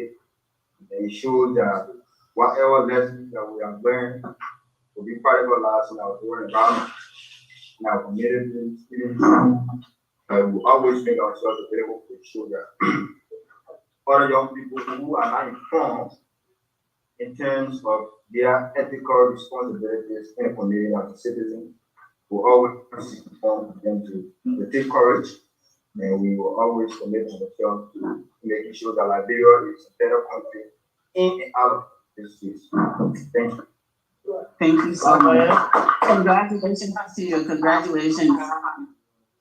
That's beautiful. Thank you so much. Congratulations. Congratulations, Jeremiah. I want all the pictures, by the way. I will send all of these.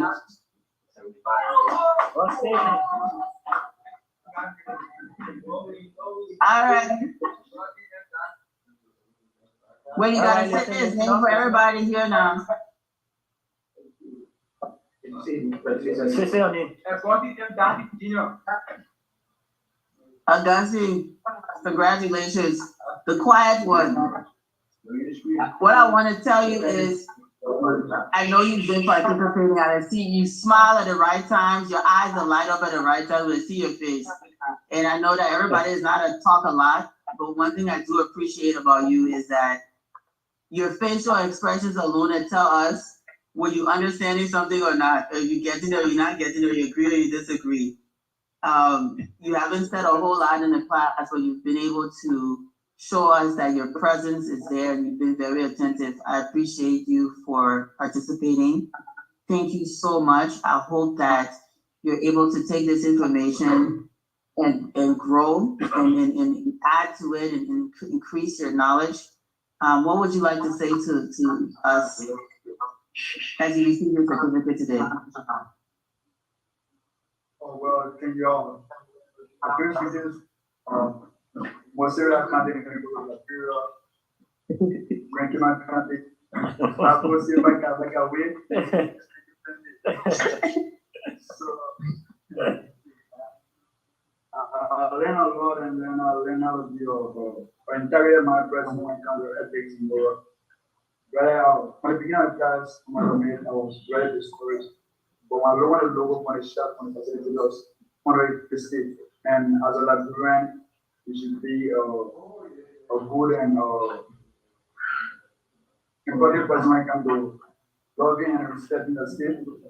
I feel proud of the boy when I said, I'm proud of it, no matter what it is. So, thank you to the board, thank you to the family. One love. Thank you, God bless you. I appreciate it. All right, thank you so much.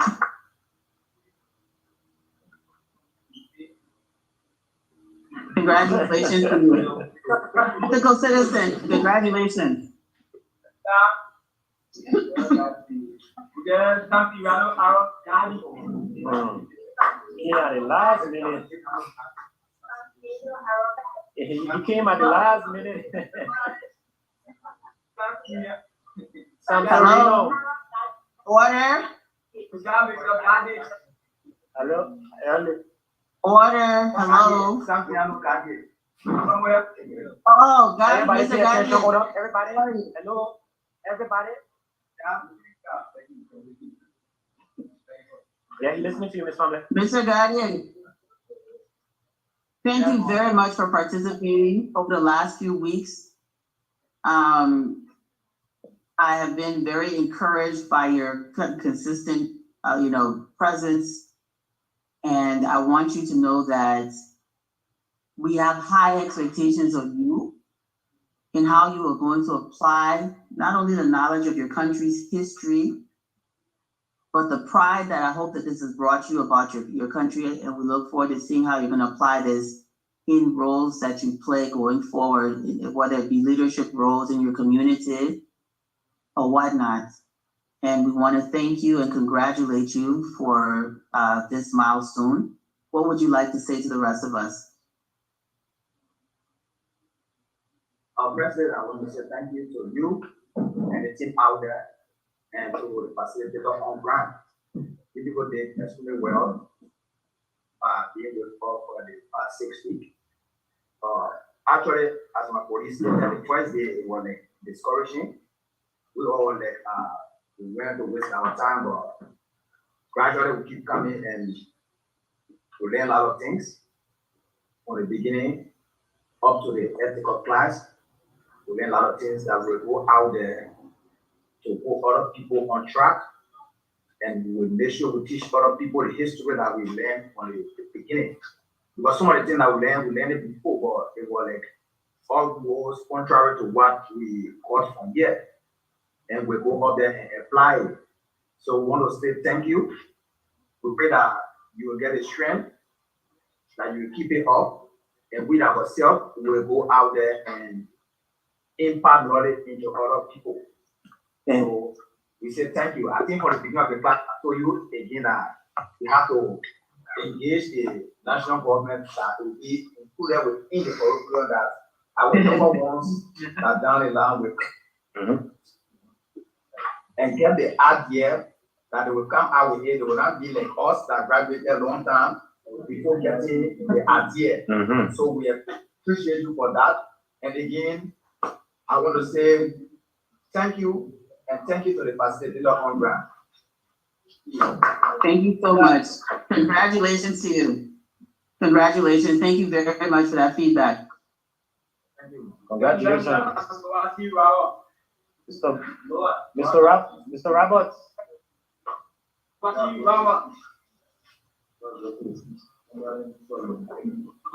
want us to try to get a group photo at the end with your t-shirts on if it's possible too. Everybody. Citizen Roberts. Citizen Roberts. Thank you very much for your participation. Citizen Roberts, thank you so much for your participation.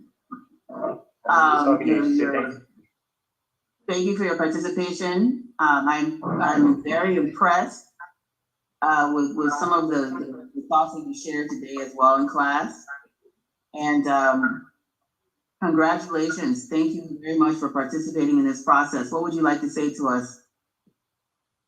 It's first and foremost, I want to thank you for this great initiative in order to see our country move one level to another. We want to say thank you, and we started have learned some greater things. More besides in the ethical club, and that's one of the reasons that we have managed. That we take over, we move as a leader. We want to say keep on, and we will serve as ambassador to carry that message to our people, and also to impart that knowledge in our kids, so at least they can come out well to see how best they can be that kind of people that people depend on in society.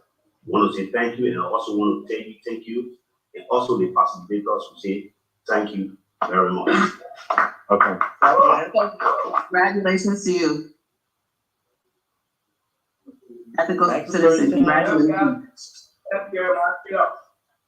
And these certificates, don't take these lightly. Before we go on to the next person, do not take these certificates lightly. This is a big deal. I want you to put these certificates as part of your repertoire for your resumes. You have processed, you've gone through a process that has distinguished you from other people in the workforce, in any kind of role that you want to play in society. So you take your certificate and you frame it, you keep it, and you use this to demonstrate this is an accomplishment for you. And if people are watching, your employers, President Boycott, anybody that's watching, these are the change agents to carry our country forward. Go ahead. Go ahead, Papa Share. All right, so today, I feel so gratified today, and want to extend my heartfelt thanks and appreciation to you, to the team abroad, even to your facilitators in Liberia, for the level of courage you have mustered in view of us. It is not easy task to deal with people. It's challenging, but for the past 6 weeks, you were a big patient of us to go through it all. Today, I'm being challenged to serve as an agent of change in society, not just to receive the people for being added to my resume or my CV for big name, but it's a challenge that should be seen in me, from my community, to my county, even in nation at large. So I want to say thank you very much. What we've learned to be able to work out there and make sure that God becomes to safety. Thank you. Congratulations to you.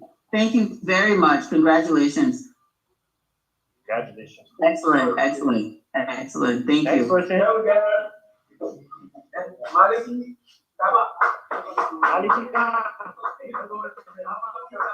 Don't take my hat, no. What you have?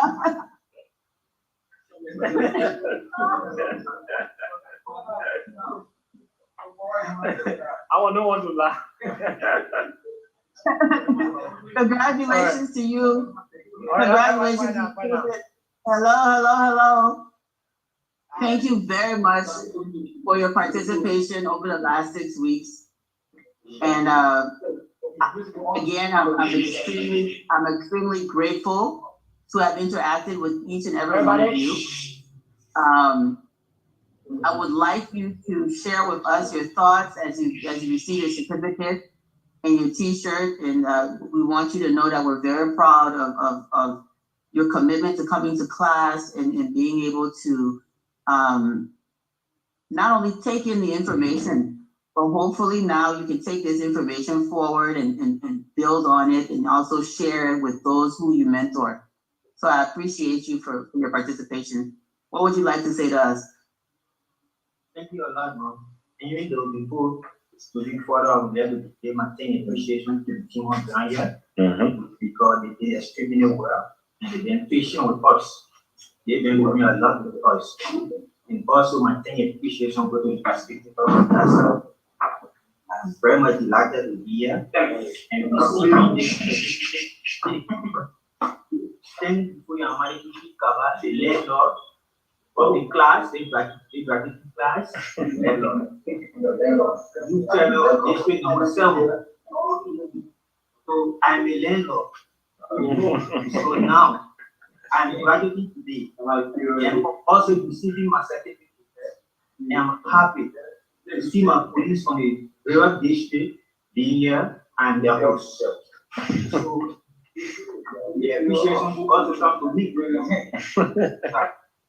Myself also. And I learned a lot from the ethical class. I learned a lesson and I'm taking it back home to my children, to my youth, and to my district. Because some of those things I went through that I didn't reach some of the lessons I went there. So now, learning all of those lessons today and for the past 6 weeks is a lot. I appreciate everyone and my being here also. Thank you.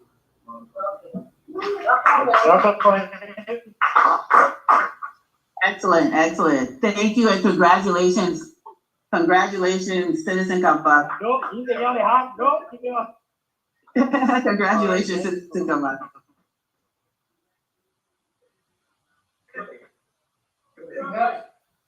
All right, next person, please. Citizen Binda. Everybody come on the same class. Order, please. All right. Thank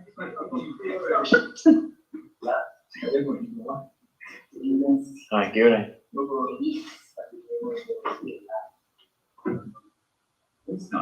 All right, Ms. Family, he's good to So, go. Citizen Brenda, again, as I said to all of your colleagues that preceded you in getting your certificates, I do appreciate your participation in this process. It has been a long, tedious 6 weeks, every day, 3 to 4 hours of grinding information, history, politics, civics, I should say, not politics, history, civics, and ethics. And it is a lot of information. You've been able to participate, and we thank you for that. Appreciate you for your involvement in this process, and I look forward to see how you're going to apply that to your everyday life. Again, thank you. What would you like to share with us today? What would you like to say?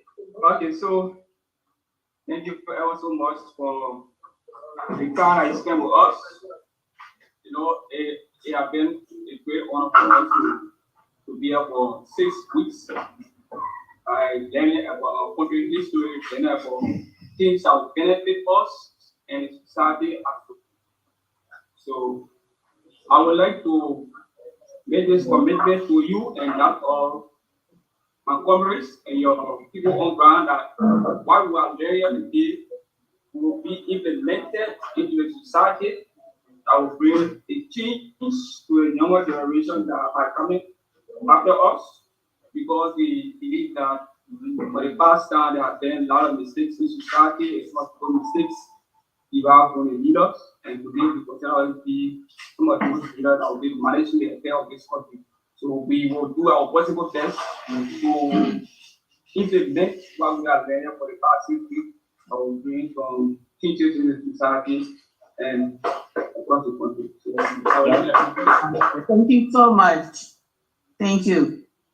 I look forward to seeing you shine. thank you very much. Thank you. Thank you.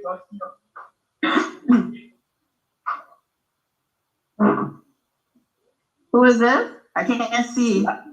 Elijah K. George, Senior. Oh, it said George, Citizen George. The quiet one, not a very quiet one. Thank you so much for your participation over the last few weeks. And I want you, as the rest of your colleagues, I want you and all of your colleagues to please don't let the learning stop here.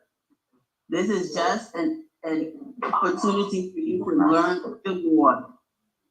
So continue to ask questions and dig deeper. Continue to seek knowledge. Continue to seek information that will help advance you and your fellow citizens. And I want to also thank you so much for your commitment over the last 6 weeks as you get your certificate today. What would you like to share with us? Okay, thank you very much.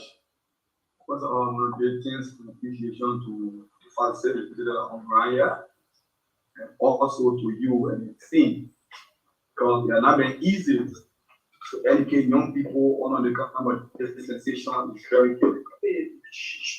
Okay, thank you. We can assure you we'll try our best. We'll go out there to inform our people. As a leader, we'll go out there to exhibit our tactics. Because when you learn, you need to go and implement it. So that they will go and implement it, will not see them. Thank you very much. Clap. Thank you so much. Thank you very, very much. That was the last one? Oh. Mr. Everybody, quiet. Everybody, please. Senator Bandu, thank you so much for your participation over the last few weeks. Thank you for your consistency, your commitment. We appreciate you.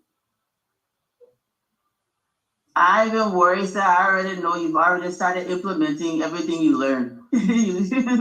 So thank you. I want you to please share with us your thoughts as you receive your certificate today. Okay, I want to say thank you. Thanks for your team and your team of grants. I want to appreciate you for what we have learned and show you that we're going to be a good and ethical citizens and we're going to be an ambassador. So I want to say thank you. I appreciate you for the knowledge. Thank you. Your clap. Thank you so much. Excellent, excellent. And last, I want to be another thing. And last but not least, everybody, you know, we saved the best for last week.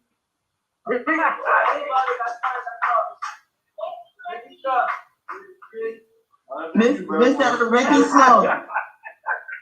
I said, Ricky Slow. Hold on. Don't get in that thing. I gotta talk to Ricky. Where is Ricky? Everybody, quiet. Yeah. Mr. Outspoken Ricky Slow, thank you very much for being candid and sharing your truthfulness. And sometimes the questions that you've asked are questions other people have or they're too afraid to ask. Or comments that you've made have been comments that other people may have wanted to make, but they were too afraid to make. So I appreciate your courage. Everybody, no talking, quiet. Hello. I appreciate your courage. Your honesty. It's been a pleasure working with you over the last few weeks. It's been an absolute pleasure. I know that you're going to continue. Everybody. Paul, you're making it worse. Really. Sorry. I know that your participation over the next over the last few weeks is not going to end there, that you're going to continue your knowledge and also take this newfound respect that you have for your country, carry forward in everything that you do. You're appreciated. What would you like to share with us today, Ricky? Citizen Flo. Yeah, so I would like to share. Thank you very much. I mean, because I'm out of time, during the class time to appreciate you, so I may only have seen my gratitude to three segment of videos. My gratitude first goes to your team for the commitment and effort made over the 6 weeks, as well as to your effective team down at work who have facilities, but it's very and very doing their work. And my colleagues back here, they have been very cooperative and I cherish the time being with them. Is well educated. Thank you very much. Your clap for him. Excellent. Now, I want to see everybody. I want to see, and Paul, one of the things when you're holding the camera and the mic, you can now also be the disciplinarian. You got 2 other facilitators in the classroom that should be putting in order. You can't do everything yourself. So you holding the camera and the mic, let Lovely to organize. Everyone get together and take a picture, please. I want to see a group photo. Congratulations. Round up everybody. Round up everybody together.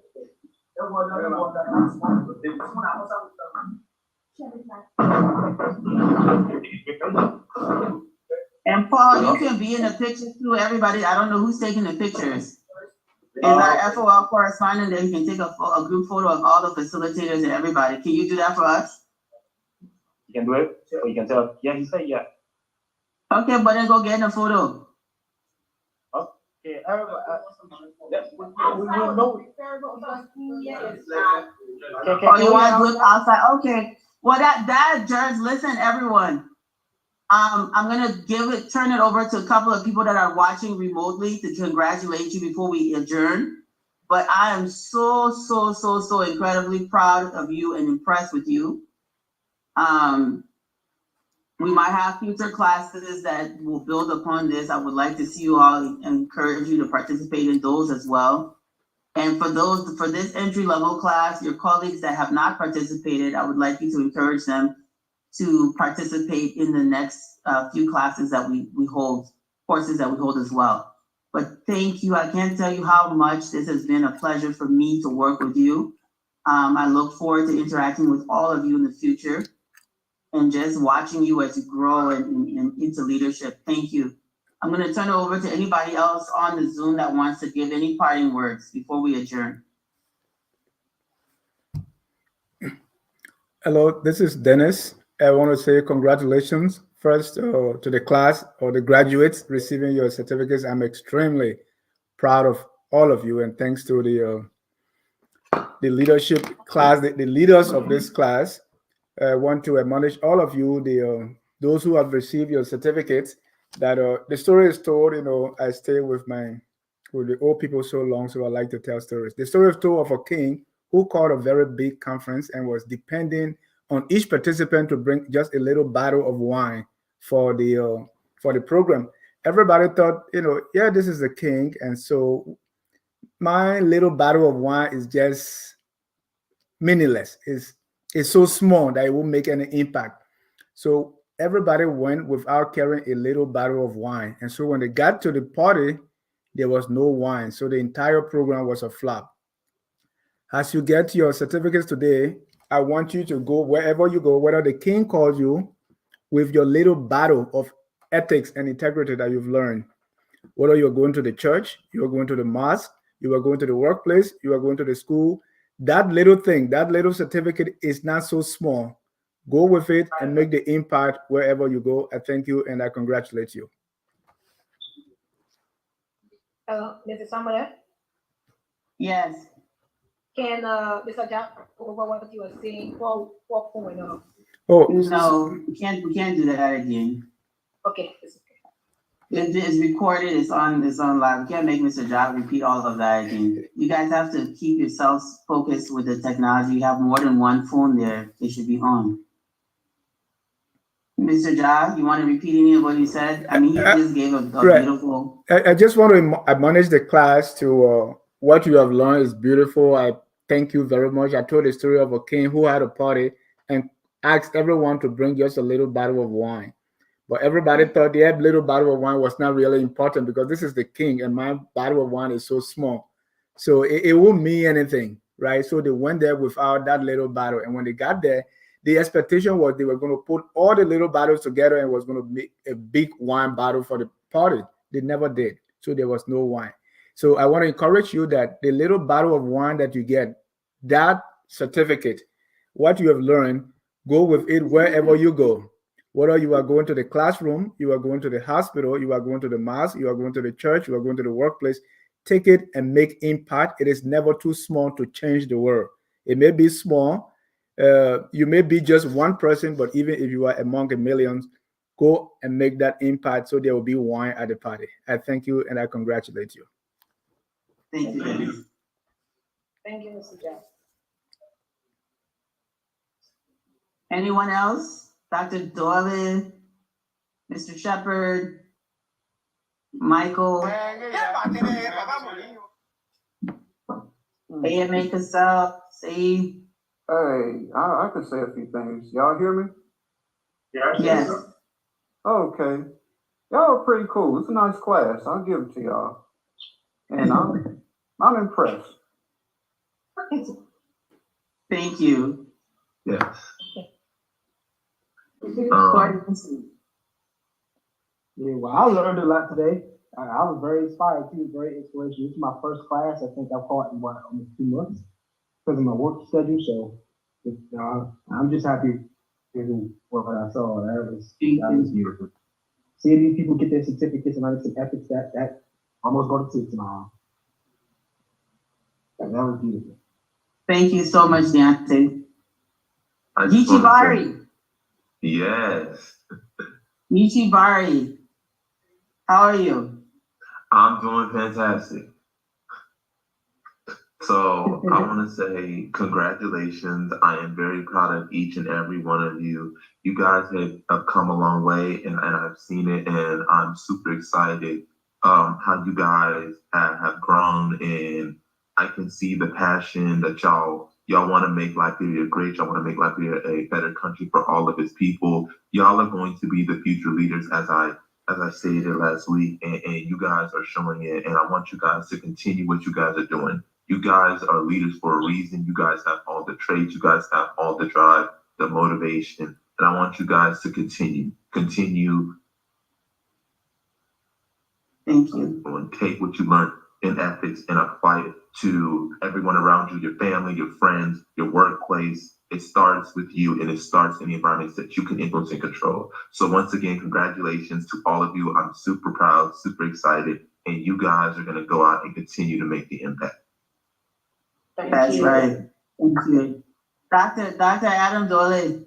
Yeah. We're not talking to us today. No, I wanted for those that have been constantly attending the class to at least give things. So I've been kind of inconsistent in attending during weekends due to my busy schedule, but I would like to use this time to extend congratulations message to all those guys. I mean, if they are female there that attended the class, I mean, it's something. This time around, it's all male class. Okay. Time around, yeah. Stop. What you gotta learn is something that is not taught in most schools, high school, or even university back home. Is when I came here, I had to go through some of those training at workplace and what have you, and also do extra training myself. So I would hope that you guys take this course very seriously and translate it into your daily lives at home, in the community, in your organization, at the institution. It will carry you a long way. Ethics is what is that which make who we are, is our character, is our self. You can learn everything, you can learn all the book. If you don't have integrity, if you lack ethics, you're just a human being moving around. But ethics is exactly who we are. It's our character. So you guys need to cherish it. It's something new. We will continue to support this class. I hope there will be another batch of students that will come. and we'll continue lobbying for support. So I would like to thank you guys for the time, the dedication. It's not easy to take a weekend time. You could use that time to go somewhere on the beach or do something else for nature or what have you. But you guys take this time to impart knowledge to yourself. And I would like to thank Cole and the rest of the team. So you guys should add this on your resume. On your CV. It's something important. Add it you should add it there, and it will be a plus. Any kind of good recruiter or what have you see this on your resume, you will be separated from the others, the other applicants. So I encourage you guys to take it seriously. If you have a resume right now, update it, add this there. It's very, very important. Okay, so thank you guys, and thanks to the entire team. Excellent. Thank you, Dr. Dolly. Thank you so much, everyone. Anyone else that wants to say anything before we adjourn? All right, we'll let Doc have the last word. I'm again available for questions. You all have my contact information in WhatsApp. You know how to reach most of us. Our interaction does not end with the certification. But I'm really appreciating you for your participation. Please get some pictures taken so I can see those. I'm so upset that I couldn't be there in person, but at least the pictures will console me a little bit.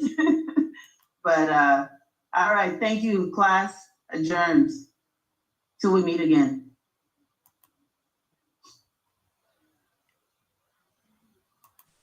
We are Liberia. Liberia is our home. Liberia people.